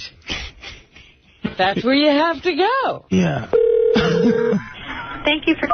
Please hold while I transfer your call. Hello, the bulimic. How can I help you? Chef Levy. Sheriff Levy? Chef Levy. Jeff Levy. I'm a vomit lover. What does that mean? I'm into emetophilia. I like girls getting sick. Could you help me with that? No, I can't. You want to get involved to help people who are sick. Seeing girls vomit, I get turned on. Okay, I'm ending the call now. This is inappropriate. That's what I like. That's what I want to be a part of. Bulimic. Can I help you? I'm a vomit lover. That is something I am not going to talk to you about. Could you help me with that? What is it that you need help with, Jeff? But do girls like to get sick? Maybe bulimic chicks. No, they don't like to get sick. Seeing girls vomit, I get turned on. Off the mark. But the question is, are any girls out there willing to accept the likes of me, a 49-year-old man who doesn't have a career, who's out of work, doesn't make much money, obviously, and just likes what he likes? And I think I would need to find a girl who has shares that same fetish. No. No. There is nobody here who can help you. No. I like to stick their fingers down their throat in an erotic way, and I get a hard-on from it. First of all, nobody likes to stick their fingers down their throat. Second of all, you have really offended me personally. Can Howard Stern help me with that? Sir, you are an asshole. Now that's putting it succinctly. She got it on the money the first time. He is an asshole. Well done. Also on our voicemail, Crazy Alice was just going berserk about Will peeing in the toilet, not flushing. Oh. And she's, I think, upset with us for making fun of that. And I don't even, you know what? Wait a minute, I don't understand. You know why you don't understand? You tell me what she's saying. If you can decipher what the hell she's screaming about. I've become pretty good at Crazy Alice. Speak, let me try. You will not be able to do it. All right, I'll try. I will. I'm glad you're defending yourself, because you're not the only one that piss in that fucking toilet. And I get other guys piss all over too, but it gets my kicks. I get my kicks off when Robert go in there, see the piss. She has to flush it down. When she throw it in the face, buying expensive boats she don't ride, 3 home ain't for 1 coon. Punish those rich people. We'll punish them. Because I go in a public toilet, the bitches leave shit in the toilet and piss all over the floor. So men's not the one that's goes, gay, cocksucking, faggot, rap. You know what really goes? You sucking dick for a living, faggot, rap. Yeah, I said faggot, Artie, faggot, okay? Rap, you a ghost when you bare face, faggot. Bye. I mean, I was with her for a while, but it just completely disintegrated. Yeah, I don't know. She went off the rails. Yeah, she really did. Hey, you know, and you don't know what she was talking about, did you? Well, she started off saying Will is wrong for doing it, but then she liked because I had to go in there and see it, and I'm a rich person, and a boat I can't ride in 3 houses, and she likes that idea. But then she went off on Ralph, and I don't know why. Now, how did he work his way into there? Okay, best tape of the day, though. Best tape of the day. So you announced the other day that Gary Coleman from Different Strokes, the little black kid who never grew up, you know, who stayed a midget. You saw that in the paper. What, yeah, 8 or 9, 4'8", something like that. He finally got married. He'd never been with a woman. Found a woman, married her. 22-year-old. 22 years old. I saw a picture of him in the paper. It's extraordinary. Yeah, it's extraordinary. And now, Inside Edition has the first exclusive interview. They've been married for months. They got away with it. Nobody knew about it. I mean, the paparazzi, I guess, are not exactly following I guess they had to finally tell people because nobody cared. So they get the first interview with Gary Coleman and his wife, and already they say there's anger issues and problems in the marriage. No. Yeah. For the first time, we're hearing from Gary Coleman's bride, Shannon Price. They secretly got married last August. Is the honeymoon already over? I noticed neither of you are wearing wedding rings. How come? We never remember to put them on. Yeah, and I'm a little skeptic because I don't want to lose it. In this Inside Edition exclusive, Gary and Shannon speak for the first time about their volatile and stormy relationship. Yeah, things get he does. Like what? There's the printer today.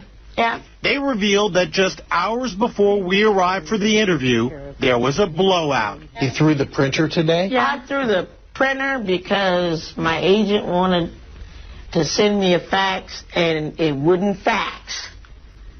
And she was upset at me over something that I had done. So did you make up? No. Not yet. No. It's okay. I'm kind of used to it by now. Good Recently, Lord. someone called the cops when they saw them fighting, and Gary was cited for disorderly conduct and sent to anger management class. Did it help? No. No. Have you ever been worried for your safety? A lot, yes. I have 3 dachshunds as well, and I worry about them too. Gee. God. Why are you worried about them? Because he doesn't like them. That doesn't mean I'm going to kill them. During the day we spent with them near their Utah home, Gary and Shannon never hugged or kissed, but they say they have a special bond. So you know that So you know that, like, someone like Mark Cronin's already has to be on the phone to them. Absolutely. There's got to be a wedding reality show for them. By the way. I mean, I know a quick way to get money. I work. If you need money and you want money quick, yeah. quickly get on the phone to Gary Coleman before Mark Cronin does. And produce this show and take it to VH1. And just give it a goofy name, you know. Married Without Children, featuring Gary Coleman and Shannon. Newlyweds. I worked with Gary Coleman twice. He did a Mad TV sketch, and he's in the movie Dirty Work.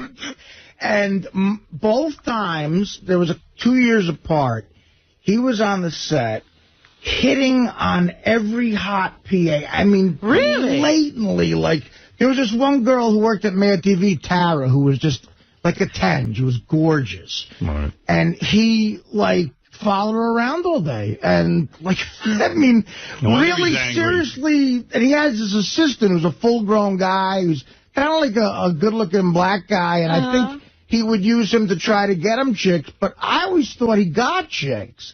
But according to him, he was a virgin. Yeah. He was really arrogant, too. Well, listen to this. I mean, this poor girl sounds tortured.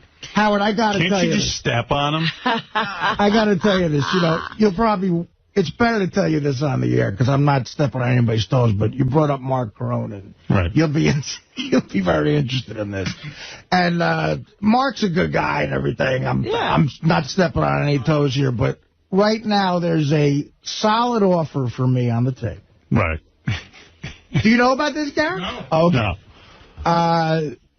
Mark Cronin's going to executive produce it. My manager just called me last night and said, him and Comedy Central, it's an offer. We thought of nobody else for this. It's going to be a takeoff of The Bachelor, but it's going to be Artie. And it's going to, who wants to fuck Artie Lange? Oh, my And goodness. instead of fuck, it's a bleep. Right. And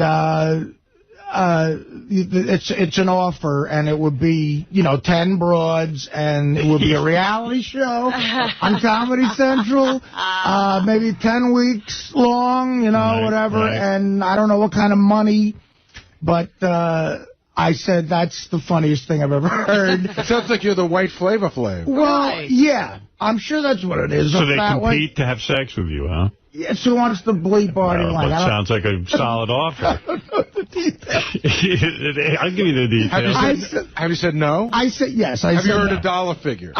I wanted my... You know what? I felt bad. Colin's got an offer for somebody every 3 days, listen, 7 offers, 1 gets taken. But I don't want to sound like some sort of snob. Anybody thinking of me for work is fantastic. I love you. Thank God I got a steady gig. But you know what? He's doing good in his career. He doesn't want to look like some horny fucking slob who can't get laid. The guy can get laid. Yeah, I mean, that is not the TV show you want to go on. Yeah. I said to my manager when he pitched it to me, I said, can I guess who's producing it? He goes, yeah. I go, I knew the one guy, Jim Sharp, who's a great guy at Comedy Central. I said, Mark Cronin? He goes, yeah, how'd you know that? And now, Artie, I don't mean this in a demeaning way. I do. Okay, so let me ask you a question. That's all right. That's fine. So the object of the show is one of the girls gets to fuck you. Is that the only prize? I doubt it. No, do you think there's other prizes? And I don't know what the girls look. I don't know any details. It could be a bunch of chicks who look. Winners, It could be. Thank you, Robin. It could be a bunch of chicks who look like me in a wig. I don't know what because it's Comedy Central. Does Mark see a sequel like Who Wants to Fuck the Girl That Fucked Artie Lange kind of thing? Because this thing could self-perpetuate. No, but again, I've never talked to Mark about it. I immediately turned it down, but I said to my manager, I would be real curious if you could find out a dollar figure. So you turned it down without even knowing a dollar figure? Yeah, because, I mean, look. Did you even get the premise of whether the girls are beautiful? No. I just told them, when I thought it was Mark, and again, thank you for thinking of me for a job. Yes. No, that's very nice, and I understand what's going on there. Okay, you listen. Would be the star of a show. I have a good piece of tape for you, Howard, before you move ahead. Oh, Richard Lewis is here. I want to say hello to him. Just take 2 seconds. All right. You're on JD page 1 right now, yeah, right? What do you have? Upper left-hand corner. There seems to be an assault by aging actresses to go on network television and curse? Remember how Diane Keaton said yes, fuck? Yes. Well, here's Jane Fonda on the Today Show saying cunt. Oh, really? Oh, good. And not by accident, not like a joke. And there's no bleeping on the Today Show. No. And I know when it started, there were some A-list celebrities who came out to help you, but Jane, you at first were not a big fan of the play, so what turned you around? Well, it wasn't that I wasn't a big fan. I hadn't seen the play. I live in Georgia, okay? I was asked to do a monologue called Cunt. And I said, I don't think so. I got enough problems. But... Wow. No, wait a second. She was monologue called Cunt? She was married to a guy who owned major broad. She doesn't know you can't say cunt on the Today Show? Of course she does. Unbelievable. Unbelievable. You know what? And there'll be no fines over that. I used to get fined for that kind of stuff. By the way, this is just funny. This is out of a... Only this would be in a British newspaper. It's a huge article on radio in the British newspaper, and it says, Pick of the Week. I guess 𝗦𝗵cie𝘄 did a show about me, and he goes, it says, the best DJ you've never heard in your life. 𝗦𝗵cie𝘄 explains why he's chosen to profile perhaps the most offensive broadcaster in the world. I would only love a headline like that. The most offensive broadcaster in the world. Yeah, but... the best DJ you've never heard in your life. I never get positive press here in the United States. Well, they still messed it up. Yeah, no, I'm happy. I'll take this. This is about as positive as it gets for me. How backwards is it, Howard, that you got good reviews for a movie and books, and your radio show never gets always bash. And believe me, it's retarded. I want to read this, actually, and the picture's not bad either, so there you go. It's but I'm sure, there are broadcasters who are saying, terrible things about people's race or their sexuality. You are offensive. Yes. I'm the most offensive, but I did like the headline that I was the best DJ you've never heard. Eric, you're on the air. Go ahead quickly, and then we're going to get to Richard Lewis, who's stopping by after many years. Excited about that. Yeah, Good morning, everybody. Hey, Howard, I was wondering, didn't you guys play tape a couple of years ago when little Gary Coleman walked off that reality show because he got all pissed? Because I was listening to that tape before that you played, and he sounded a little angry. I don't remember, but that sounds familiar to me, so you might be right about that. Everybody wanted him to do the, what you talking about, Willis? And Right. Yeah, he's difficult to deal with, but boy, he'd be good on his own show with that wife. Well, if I could put a camera on that wife and him 24 hours a day, I'd watch it. Why aren't you producing? Why are you giving that to someone else? Why am I not producing? Okay. Fred, immediately get on the phone. Now, Gary, call Gary Coleman and tell him I want to make a reality Mark Groenen's on the line already. So I can't beat him. He's got a speed dial, that guy. Double A, you're on the air in Belleville, New Jersey. Hey, Howard, how's it going? What's going on? Real quick, I was wondering what you got planned for the beautiful Beth on Valentine's Day. I gave Beth a gift already this morning when I woke up. Yeah, absolutely. Wow, you were ready. No, actually, I didn't give her that gift. I'm giving you the gift of my cock. Although I was getting upset during the Lisa Rinna interview when she's talking about how she does that double hand job move. The basket thing. I want Beth to start looking into stuff like that. Where's your Valentine's? Yeah, where's my basket? But anyway, yeah, we're... Mr. Basket. I gave her a... It's funny, I was watching the TV show about the Brady marriage, My Fair Brady. I can't believe you watched that. Yeah, I watched that, and Beth watches it with me, and we were watching it, and for his birthday, that girl Adrian went out and did a photo shoot with another girl, and she was completely nude. Really? And Brady got upset. He goes, you know what? I didn't want that. You did this for you because you got a lesbian crush on this chick and you wanted to hold her naked and stuff, and I'm really resentful of this. He doesn't want her running around because he knows she's bi, right? Yeah, so I got a big binder. A couple of listeners helped me out with this. I took Ralph's head. And I have naked pictures of me and Ralph in bed in various poses, photoshopped. And I wrote this beautiful. I hope it's photoshopped. It is. I made a card and I said, honey, you've been.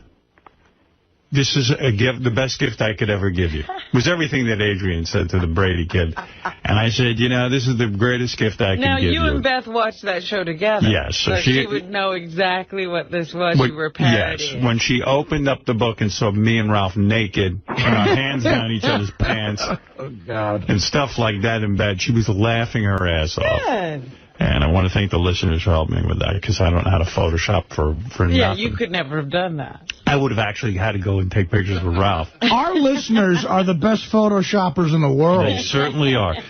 And then I gave her this big box of various candies that she likes, lots of different things that she can open today. And then I also am taking her she wants this bag and a pair of shoes, so we're going to go shopping together on the weekend. And then... Nice. And I'm taking her to dinner tonight.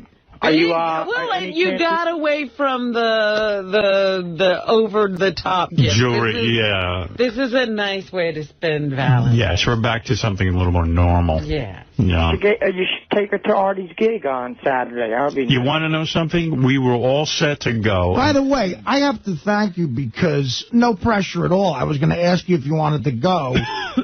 But that was nice of you to mention that you might go. The promoters loved it. I mean, the show sold out last week, but you mentioned it even a few weeks ago, and I think that had a lot to do with it. Booker called me. Right. He's going. Oh, good. Is he going with that crazy girl of his? No, she's not crazy. What are you talking about? I mean, crazy good looking. The press has that all wrong. Booker told me. Okay. But anyway...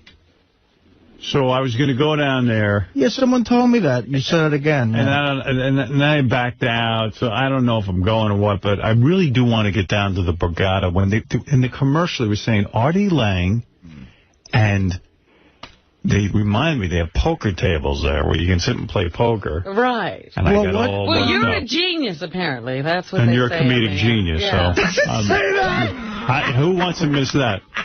Well, listen. Genius of Artie Lange. Well, it is all the new material since Carnegie Hall. But good. Another thing, I just appreciate you saying that and thinking about it. I was so... And then I couldn't get it together, but who knows? At the last minute, I might. Honestly, with Fridays off, forget about this weekend. I would love to go down there one weekend in the next month or so and play poker. You'll go with me? Yeah, I'm in. I'm going to call you later today. I want to talk to you about that. All right. Well, I'd love to do. All right, good. We'll get a definite date now. Yeah, we can be degenerates together. Andy, you're on the air. Hey, guys. Comment of the day. Where's my basket? That's hilarious. Yeah, where is my basket? Where's my basket? What's in your basket? Thank you so much for letting me talk to Lisa this morning. That was a thrill. It really was. Yeah, that was a lot of fun. You guys were good on the phone, too. It's good when you mix it up. Although someone did call in and say, how come you didn't ask Lisa if she does anal? I think I once asked her that. I don't think she does. Is it strange? I don't know what I'm more thrilled with, Howard. Talking to you, no offense, or talking to Lisa. Is that strange? Well, listen, no. You're a man, and talking to Lisa is fun, and she's somebody you beat off to. You're no homo. Yucko the Clown quickly, and then Richard Lewis is in here. Did you get Yucko's invitation? Happy Valentine's Day, you prick. Hey, I did. I got a wedding invitation to Yucko's wedding. I am so happy about this wedding invitation. I'm not. Oh, good. No, yes, I am, because it's in Georgia. Oh, but you see, that's my point. You make my point. I'm going to turn you from being happy to unhappy. And it ain't Atlanta, Georgia, it's shit town. Yucko knows we're not going to Georgia. Yucko wants a gift. Sure. Well, what do you mean, sure? I don't want shit from you. Fuck you fucking clown. Yeah, no, you know what? I think Howard's got a point. I only have to send a gift. It's a shakedown. Come on. Come on. What do you mean? Don't you want to see the lovely couple Last time he was in here, he should have just come in with a bucket. And just fill it out in front of everybody and said, dude, you guys are terrible. Donate to my wedding. And I would have gladly thrown in some money. Yucko invited. The farce that is this wedding invitation. Yucko invited every person who works here, and nobody's going. I've known you faggots fucking 9 years. You don't even take the makeup off. You don't even take the makeup off around me. I wouldn't know Yucko. Wait. Slow down. I can't hear Yucko. What? If I didn't give an invitation, I'd hear from you fuckers, oh, Yucko didn't give me an invitation. No. Oh, I would not. I would have thanked you. I would have thanked you. Well, then thank me. How much you want? How much you need? When are you getting married? What? When you getting married? October? It's fitting since you look like a fucking skeleton. You ain't getting a fucking invite to that either, jerkwell. How much money you need? I don't need shit. You're like my bookie. What do you need? Howard, this is the person who needs a gift. Oh, please. You know, you have to help young people in the community get a foothold in life. It's true, you don't. I don't want shit. You are right, Robin. I got invited to Ron Perlman's daughter's bat mitzvah. Wow, that's going to be great. Then, you're going to give her a gift. I'm not going, so I sent like $1,000. I went, that girl doesn't need money. She's got billions. Well, but it's a nice gesture to send something. Of course you do. You always send to wipe off her shoe. Right, that she's going to take that. That's a bad way. I got a lovely thank you note from the kid. Well, that's nice. And Bye. There you go. What the hell was I going to tell you? Oh, there's so much to talk about. I mean, I got to talk about Artie on the wrap-up show. Yeah, I heard that more fireworks occurred. Yeah, I was just listening to his wild. Yeah, really, really vicious. Matt, you're on the air in April, Mass. Hey now. First of all, this is no time better than now than for a Sal roast, huh? Yeah, well. Oh, my goodness. Now, did you hear the wrap-up show fight between Artie, Sal, and Richard? Yeah, Sal is such a fucking asshole. That guy is a piece of shit. Son of a bitch. Now, so you see, we had a fight here that started between Artie, Sal, and Richard on our show. Oh, I heard it all. And then it moved over to the wrap-up show, so I don't know who's heard what. It ended with Artie telling Sal to go fuck himself. It was great. That's the ultimate. Yeah, it really was a very manly fight. Let's go, Mike. You're on the air in Bradley, Illinois.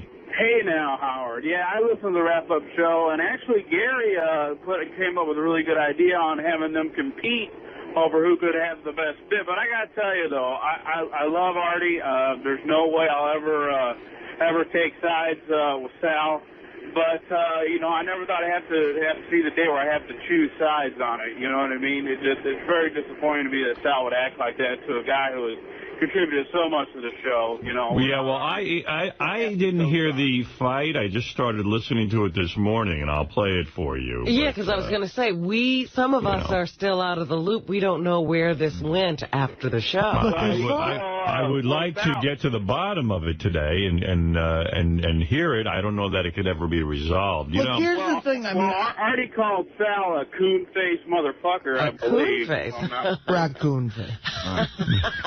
I mean, look, as far as I'm concerned, they started this with this incessant whining. I mean, the accusation that I ribbed them too much. I mean, what is this show about? And they're clearly talking behind my back. Richard pulled Jason aside, and he's saying all sorts of mean things about me. Sal is telling everybody he can find that I'm an asshole. Wow. And it makes me feel weird. It's creepy to work with somebody like that. I didn't think I was mean to those guys. I thought I busted their chops as much as I bust anybody else's chops on the show. They've broken my balls over the years, but if they're really hurt by it and they're reacting in a way where they're talking behind my back, I really don't want to have anything to do with them. I mean, quite frankly, we could do our jobs and not interact at all. You know, that is true. I mean, it's just. I mean, the thing is, you're offering $2,500, dude. If you offer me $2,500 for stand-up, dude, I'd do 30 minutes if I could. You know what I mean? And for him to back out like that, you've done a lot to the show, Artie. Remember the guy with no arms, the midget? You took care of him, dude. You are a saint. And Matt. you're just trying to help them Most of the email was... Dude, I love Most of the email was in favor of Artie. I will read. Some of it was in favor of... Sal and Richard? Sal and Richard. And, I don't know why Sal and Richard wrote those. Look, they've done a lot for the show, too. I'm not saying... and we all contribute. We all contribute is the point, you know. I'll read you some of the email. But I don't know what... They started this. I don't know. It really is weird to me. It makes me feel bad. For the love of the show, please fire that piece of shit Sal. Who in the fuck does he think he is, talking the way he did to you on the show today? He is a jealous, whining, no-talent hack. Sal, go back to Wall Street and suck the dick of corporate America. Leave the rest of us alone. Here's another one. Do a Win Sal's Job contest. As a goof, see what he does. Number 3, best meltdown ever. So, you know, people just like him. Sal is the biggest fucking moron on the planet. Get him the fuck off the show. He has no talent. He's a fucking idiot, and he makes me sick. No wonder his wife has an emotional friend. I hope Artie kicks his fucking ass. And I hope, too, Sal's kids die of AIDS. Oh, this is terrible. I took that back. Good, all right. Somebody suggested I bang his wife. Not that I could, but even if I could, again, that woman has been through way too much to make her suffer through my sex with me. I respect that. Well, that's how nice of a guy Artie is. You know, Artie could take it. Yeah, Artie's thoughtful. If he wanted to. Today's fight between Artie and Sal is the greatest fight in the history of the show. Here's another one. Fire Sal now. Who the fuck does he think he is, talking to Artie the way he did today? Sal is a behind-the-scenes, no-talent hack. Howard, so much for great radio. Fire the stupid F now. But Sal did have his people. He had his people. I have to agree with Sal in this case. Artie, I love you to death, man, and you're great, but Beer League did suck. I turned it off after just a little bit. I hope your acting career blows up like you hope, but based on Beer League, we've got a long way to go. Stick with what works and stay on the show. Kudos on the diet. It's about time. But again, I have to say 99% of the mail was on Artie's side. Sal, the stockbroker, is fucking insane. I know that's why he's around, but Jesus, what a fucking asshole, racist, scumbag, talentless waste of space. In case he may not know or think, there are thousands of us who wouldn't walk across the street to walk his shit, whatever that means. And Artie Lange is a real talent, a real actor, a real comedian. Newsflash, Sal, you're an idiot. And, I mean, they went on and on and on. I know Sal reads these. Who do you think's at fault here? I mean, I'm going to play the tapes and comment on them. Well, I wonder if Sal, because Sal likes to go on the Stern Fan Network, and I don't know what was going on over there, but he could have taken a real beating. I do not believe that fucking psycho asshole Sal. Why don't you fire that useless creep? Fire Richard while you're at it. You can get any 2 faggots off the street to do what they do. These 2 faggots have no right to fuck with Artie this way. This rant Sal went on is embarrassing to the show. You should be ashamed of that segment. However, it was great radio. Why can't Sal understand that Artie is a great talent? He has a career in movies and television because of his talent. He has done stand-up for years because of his talent. Sal is a fucking hack with very little talent. He can't accept that Artie gets paid 50 times as much money because he's better than they are. He gets special for the Authority bus station lick balls for $25 each. They would love it. And finally, a guy sums it up. I'll read you the last one. All right. Jesus, stop the screaming. The problems that are happening can all be attributed to one thing. People love Artie, and it hurts them when he says mean things to them. Artie can't stand being loved, and he will meet true admiration with a flamethrower. Sal and Richard do admire Artie. They do resent being goofed on so regularly. Artie should say he's sorry, and Gary should too. Give the guys their due. Okay, that guy sounds like a rational guy, but, I mean, isn't the show about busting each other's balls? I mean, I don't feel I say anything mean about them. Well, some people feel you have been too mean. I will read some of the email that was negative. Artie is such a fat baby. He makes millions from the show. Don't belittle dudes that make shit money just because you are hungry, petulant turd. Artie's comments about Sal's kids, way out of line. His kids didn't do anything. Fat Boy should be ashamed of making these statements. I don't particularly like Sal, but Artie went too far. That was out of line. So there it is. I agree with that. But, wow, Artie, you really came off like a pompous piece of shit this morning on the wrap-up show. Oh. Where do you get off telling people that they're not comedians? I've seen Sal's act and your act. Thinking back on them, they are different. If he isn't a comedian, then you're not one either. Wow. You're a fat sidekick with drug stories. See, everybody's... It's just shit on Artie Day, ain't it? Well, listen, there was a lot of shit flying. I'm reading you the email. I have to say it was the 99% with Artie, though. I'm telling you what I'm reading here. A lot of people feel that Sal and Richard are experiencing some sort of jealousy with Artie, and they're taking it out on him. Well, I think they feel like second-class citizens. Right. And I've noticed, now nothing has happened here that's different, but they have begun to act as if they don't belong. They keep themselves closed up in their little room. Right. They don't talk to anybody. And they're back there feeding each other's insecurity. So why couldn't Richard just take no for an answer? If you go to any other job, they've been fired. All right. Well, I'll play you some of the tape. Artie, you did, you really were going at it. I sensed real anger in this. Listen, how would you, that initial blow-up Sal had, if you want to take that out and write it down, look at that on paper, that is some... I would like to do that. It was vicious. I want somebody to take Sal's initial blow-up and write it out for me, and I will read it out loud. So you gotta, that's a good idea. You gotta look at it that way. So anything I say after that is kind of like, hey, what the fuck? I'm just defending myself after that, you know? You know, sometimes these arguments for me get to the point where I don't remember why they started.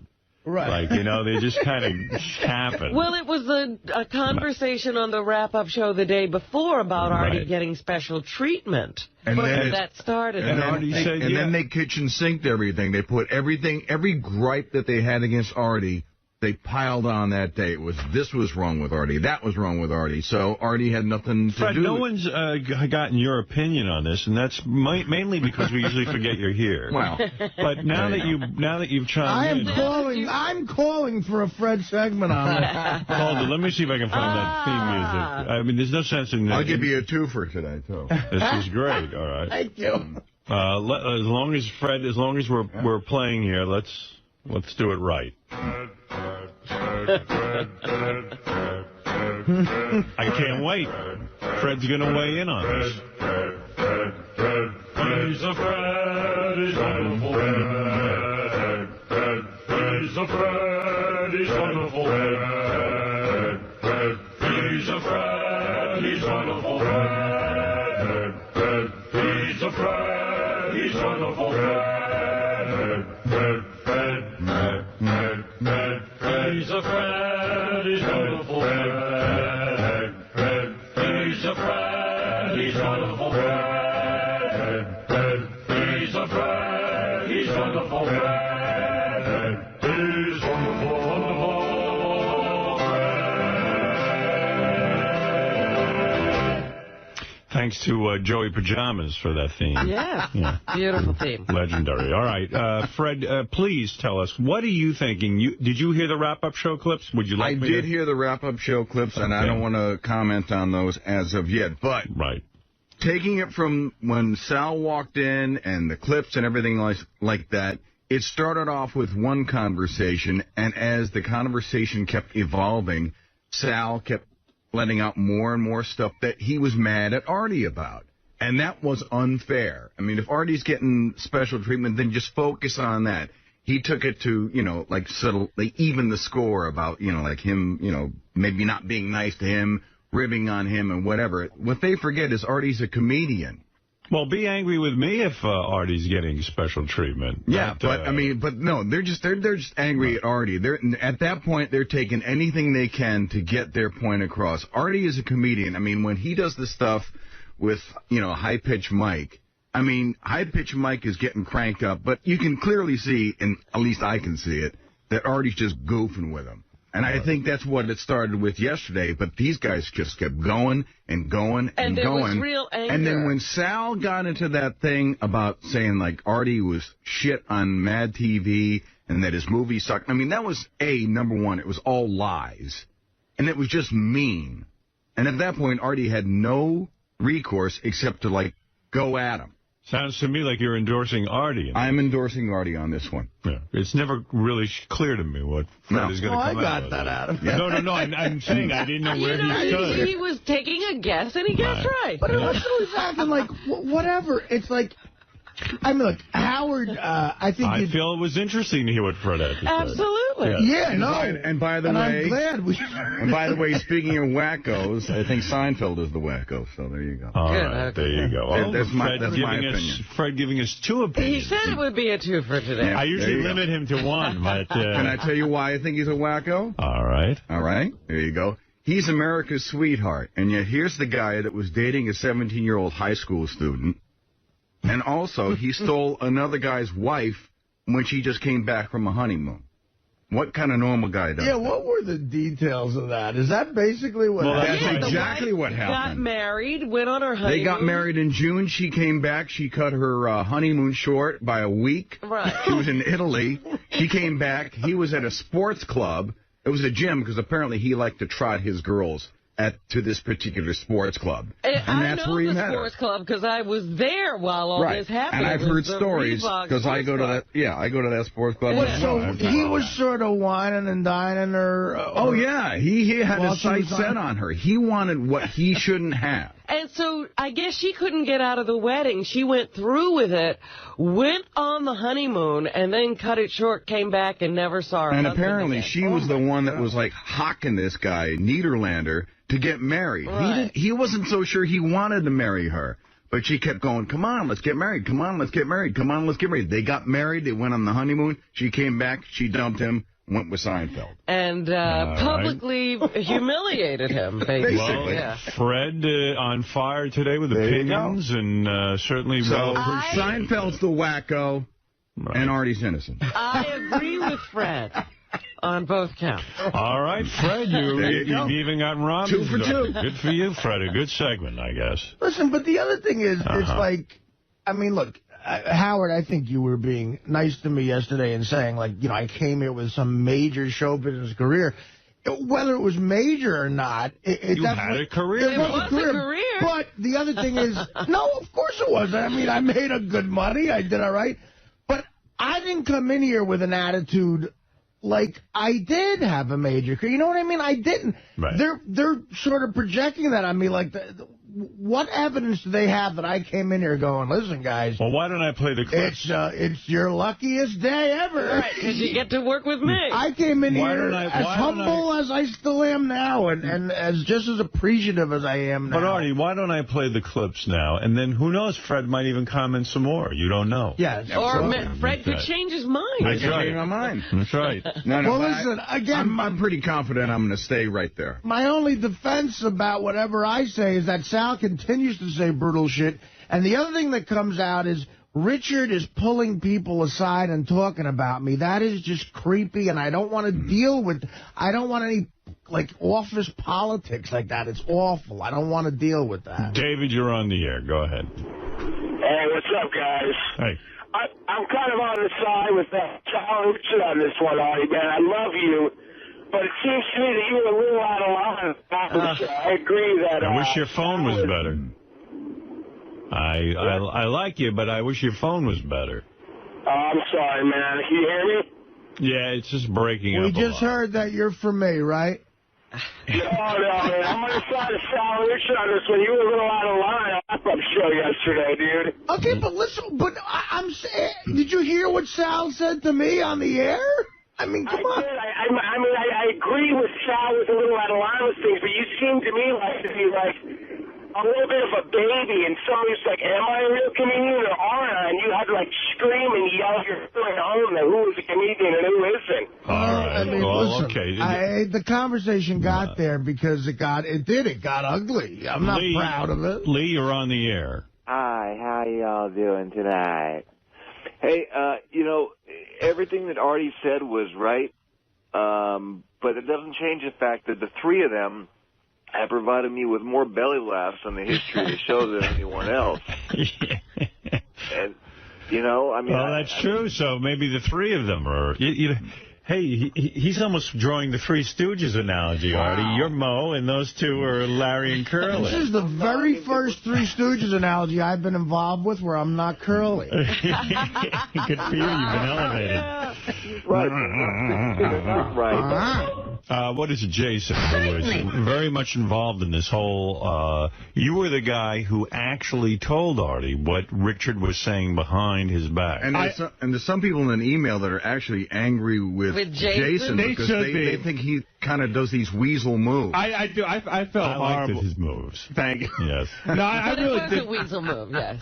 Jason has learned well. I felt bad. I was fanning the flames for no bigger no weasel reason. than me, and I've passed my genetics on to him. Came here an innocent kid. I just do want to tell her, it wasn't like Richard pulled me aside to badmouth you. I was just trying to say on the wrap-up show, which I stand by with that, I think Richard was angrier at you than he was letting on based off things he said, but it's not like he's running around. Where was he saying it, though? Over the course of a normal conversation that you just, we're friends, we hang out, but it's not like he's running around pulling people aside, bad-mouthing you. That's all I want to clarify, because I know... Let me teach you something else. What? When you're a weasel, don't try to weasel out. Don't try to weasel out. Richard asked me to come in and say that, and it's the truth. I'm not making it up. Yeah, but how did the conversation get to me? And what? Well, let's listen to Richard. Is there anything you want to tell me bad about Artie? Yeah, why? That's the point. Why in a normal, friendly conversation am I coming up? I don't know. But it wasn't like he pulled me aside and said, let me badmouth Artie. When Richard badmouthed Artie... It was more like every... Why did it even come up in the first place? What was Richard's whole... Did you go on a fishing expedition? I'm pretty sure it was one of those days a couple months ago where Artie either made fun of one of their phone calls on the air or, And Richard said what to you about Artie? He was angry that, he felt that Artie says one thing to his face and then another thing behind his back, and that, Artie, just constantly undermines him and puts him down, and he doesn't get it, and it really upsets him. That to be the case. I mean, am I constantly... No, I tell you, they're under a delusion back there. They're making each other paranoid. I sit here, and there's times I've had tears coming out of my eyes crying at some of the shit they've done. What are they talking about? They never hear any of that. Well, let's get to the wrap-up show, because it got ugly, and not everybody heard it. It is ugly. It is ugly. It's as ugly as it gets. Here we go in no particular order, Robin. I don't know how much of this you heard. I didn't hear much of anything. All right, so then you are probably lucky to be hearing this Yes, now. I am. All right. Sal cares so much about what the audience thinks of him that I was surprised that he showed that side of himself to the audience today. Sal set himself back 100 years, because it's almost like a racist who doesn't want to be racist, and then one day he just blows up and starts blurting out the N-word. Like, that was a side of Sal that even I'd never seen before. Well, here you go. Sal thinks every listener is as big an asshole as he is. You understand? Because when Sal was just a listener, he was the bitter motherfucker. And if you made him mad, he was the one who got on the computer like a little faggot with no time on his hands and said, we hate Fred because he said this, and we hate Artie because he said this. He thinks everybody is as big a lunatic and a psychopath as he is. So that's why he cares what the audience thinks so much, because he thinks they're all as nuts as him. Guess what, Sal? They're not. They're all normal compared to you. You're the nut. I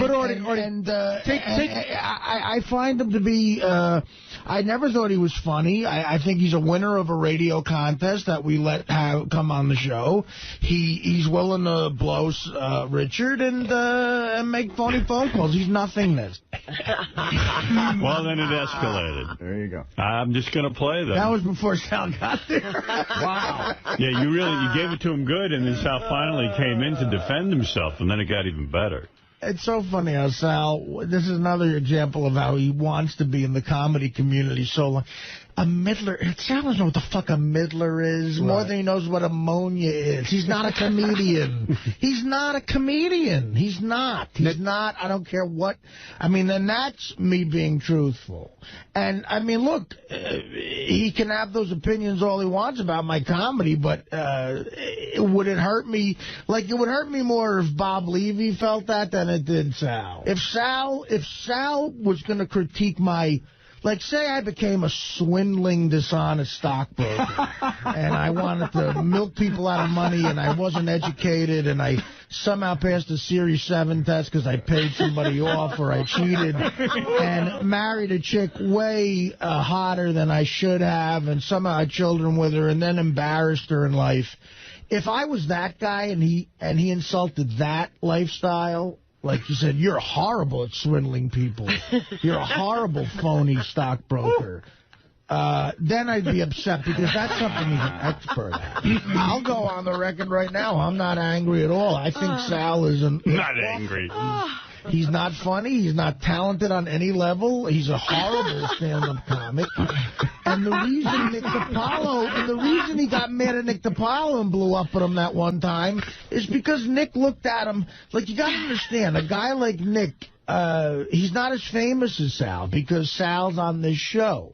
So a guy like Nick, who's a brilliant comic, looks at Sal as like literally like a monkey, like he's a monkey act. Sal is Beetlejuice to Nick. Right. So it just hurts Nick to do a gig with Beetlejuice. You know what I mean? Like I got to do he's a whack packer. Right. And that's how Nick will always look at him. And quite frankly, that's how I look at him. Wow, that's rough. You know, like it left the world of funny into rough. Tough love. Rough. The funny train moved out a long time ago. Funny train. Wow.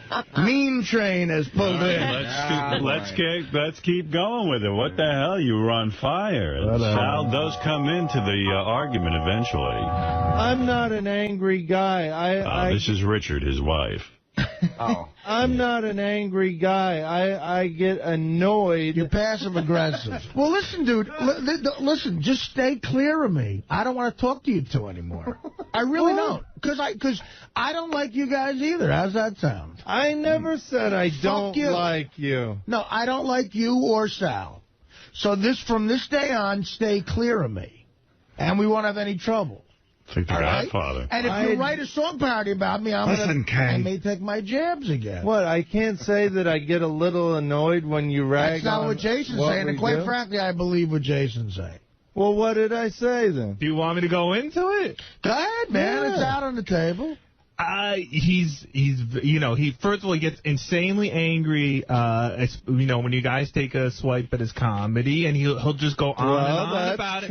But more vicious than you're getting on the air. Who does Artie think he is? He says one thing to your face and then another thing behind your back. That's true. But you say it in a very malicious. No, I have said that because. And you say it angry, much angrier than you're saying it on the air. I don't want to go and rehash the whole thing where we argued at your roast. I think that when you took a shot at Richard's comedy, it wasn't during your roast part. It was earlier in the morning we were talking about it, or earlier in the evening, and you just sort of said offhand, I think Richard's act sucked. He took that very hard. Part of show business is being phony. It really is. I got news for you. Everybody in this room thinks that they're going to go on and be the honest people that they think they are. You can't live in show business like that. You have to be dishonest. Does Gary like Gina Gershon? No. But I'm not like Gary dying to hear her album? No. But you have to be phony. You have to, otherwise you will not survive in this business. You will not. Yeah, but I'm not that kind of person. I'm not a phony. And when you said to me after that gig, I took it literal when you said I did a good job. I didn't even see your set, Richard. Well, then you said, why'd you say good job? Because I was being phony. Wow. I mean, it was some wrap-up show. You know, for me, I got to say, you know, as somebody who has a radio show and, you know, the channels are, after all, called Howard 100 and Howard 101, it gives me a good feeling to know after we leave that there's good radio going on. And I didn't even have to be there. You know, they should rename it the Truth Serum Show because more people say crazy crap. Crazy stuff on that show than anywhere else. Let me tell you something. Style. Again, could you imagine if we lived in a world where everybody walked around being dead honest? No one would talk to anybody. Yeah. Well, you made a very good point. You know, it's like... I mean, let's continue here. Sal gets into the fray finally with you. I guess you kind of sucked him into the conversation. Yes. It's a big mistake. How much of what you said did you really mean? And be honest, Al. I'm being honest. I'm always honest. That's my problem. No, you're not. Yes, I am. Mm-hmm. I said what I had to say, and that's it. And anybody can interpret it any way they like. So you're saying you stand it's not like looking at a Picasso and interpreting it, dickhead. What you said is pretty clear, and you said it angry. All right, so take it any way you want to take it. I'm going to take it as you said it, so never fucking talk to me again. All right. He's so brilliant. It's like the scripture. You have to interpret it. Yeah, he got deep. He got deep there. I'm going to analyze it. He wouldn't answer the question. Well, maybe what he meant was. Yeah, right. Good. I meant a lot of things. I think that Artie is two-faced. I think Artie, you know, one day he's helping you, the next day he's just constantly jabbing at you, consistently throwing you under the bus. And on the air. I do stuff on the air. We're not all different on the air. It's not a show on the air. Yeah, it is. What do you want me to do? Say something kissing your ass every second on the air? I'm not asking for that. I lose my job in 2 seconds. But you're consistent I'm trying with to say funny things. All right, well, it's not working. Why do you care so much what Artie thinks? Because I admire and respect the guy, and I've always made that clear. What? So now you're saying something completely different. Right. How do you admire and respect a guy? I don't know. Listen, let's how do you leave admire it. and respect a Sal, guy? you're not smart enough to get out of this right now. You're an idiot. And I don't want to talk to you. So stop talking to me. Well, the argument continued. Would you like to hear more? Yes, this is amazing. Right. Here we go. If this show had a budget for writers, you guys would be whack packers still. This show does have a budget for writers. Oh, yeah?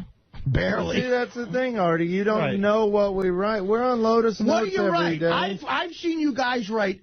The last couple of sketches you wrote that didn't involve a phone call or a reality thing, I mean, my God, they were so embarrassingly bad. Like, Was Porn Star Family Feud good? You said it was great, and it was a great idea. That was your idea. I came, No. But I'm saying have an idea stop. Okay, there it is. There's the rebuttal. So when you challenge me, you go back to 6-year-old. I'm talking about a sketch where everybody in the sketch is a character. There's no porn stars What who sketch are were you in? to bail you out when you need something funny. What sketch were you in? Hold on, Sal. I got to step in for a second because you said something that's really making me nuts. We did Porn Star Family Feud long before you were anywhere near this show. I know that, Kid. I know that. But don't take credit for writing. Hold on. It was the idea of old versus new.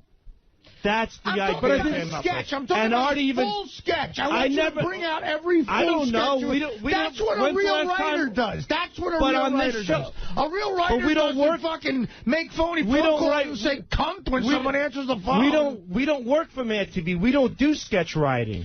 We do audio stuff. We've done audio bits. You're not writers. You're not a writer. Okay. Well, are they performers? Like, what do you consider that? They're whackpackers. They're the same. The same way we have fun with a whackpacker, we have fun with them. Wow.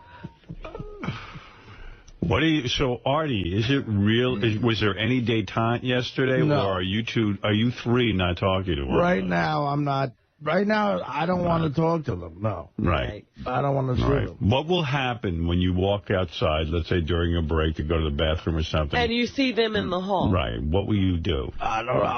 I'll look the other way. I don't know. You'll look the other way? I will try to. Yes. What if they say hello to you? Will you not say hello back? Well, I'm afraid anything I might say would be ribbing them. Right. You see, I'm famous for doing things like this around how should he handle it, Robin? so I'm really good at it. I'm going to get some hints from Robin. I want to hear it. Robin's turned off. Robin has cut off. I remember her cutting off John for a while. I gotta see how you do that. What is it, Gary? I just have one small request, because I know there's a lot of clips to play, and I wasn't sure if you're going to finish it, but if you play one more, play the last one, number 9.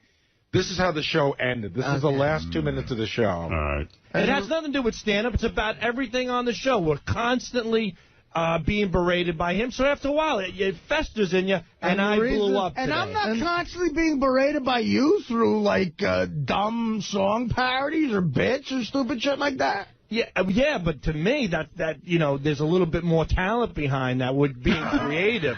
You're just doing underhand jabs, like my kids die of AIDS and you're a queer.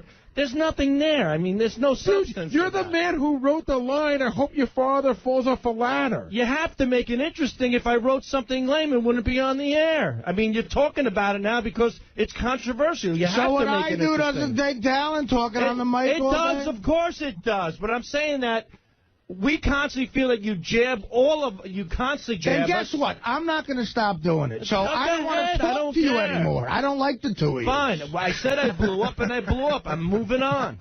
There's nothing I could do about it. Well, good. So that's it. I don't want to talk to you guys anymore. I really don't like you guys. I think Richard's bugged out because he feels... Fuck him. I don't give a fuck. He's the one who starts. He's the one who talks behind my back. No, He's the one who says I'm a backstabbing jerk. I agree with Jason. You say that shit. I could tell the way you act. So don't ask me for more advice or about, I'm not going to tell anyone else at Rescue Me that you're available for a job. And don't talk to me about your goofy acting. God, I would love to see you act doing something in that acting class. Your acting fucking sucks. So bad. Your acting's awful. But guess what? I passed auditions. I got hired. Rescue Me stunk. What leg do you got hired so you can How does flap your fat lips on the show and plug it. All right. And it was disgusting to call Even yourself with the show- Artie Lange from Rescue Me on Letterman after all the fucking things Howard did for you. That was awful, too. What do they call you? Show up. Don't talk to me, Artie. What do they Don't call talk to you me, on Artie. Letterman? Don't talk to me. What do they call you Don't on talk to Letterman? me. What do they call you on Letterman, Sal? They call me Sal Governale, somebody who works for the Howard Stern Show and is proud of it. That's not me. Really, Sal, go fuck yourself. I never want to see you again. Stay in your little smelly hole. And thank you for listening to the wrap. Stay in your little smelly fucking hole. And thank you for listening to the wrap. Go put on some more makeup, you raccoon. Howard 100, Howard 100. Howard, you have to understand, when Artie's going, stay in your I didn't know you didn't like Gina Gershon. You know what I like? That. John Hine calmly going, Howard 100, Howard 101. When Artie's going, stay in your fucking hole, Sal's at the door, still yelling like it was so real. Yeah. Well, and of course Sal's it's yelling, real. fuck you, and Artie's going, go in your fucking hole. Look, sometimes you interact with people you don't like. I don't like those guys. Did this screw up your diet yesterday? Did you manage to...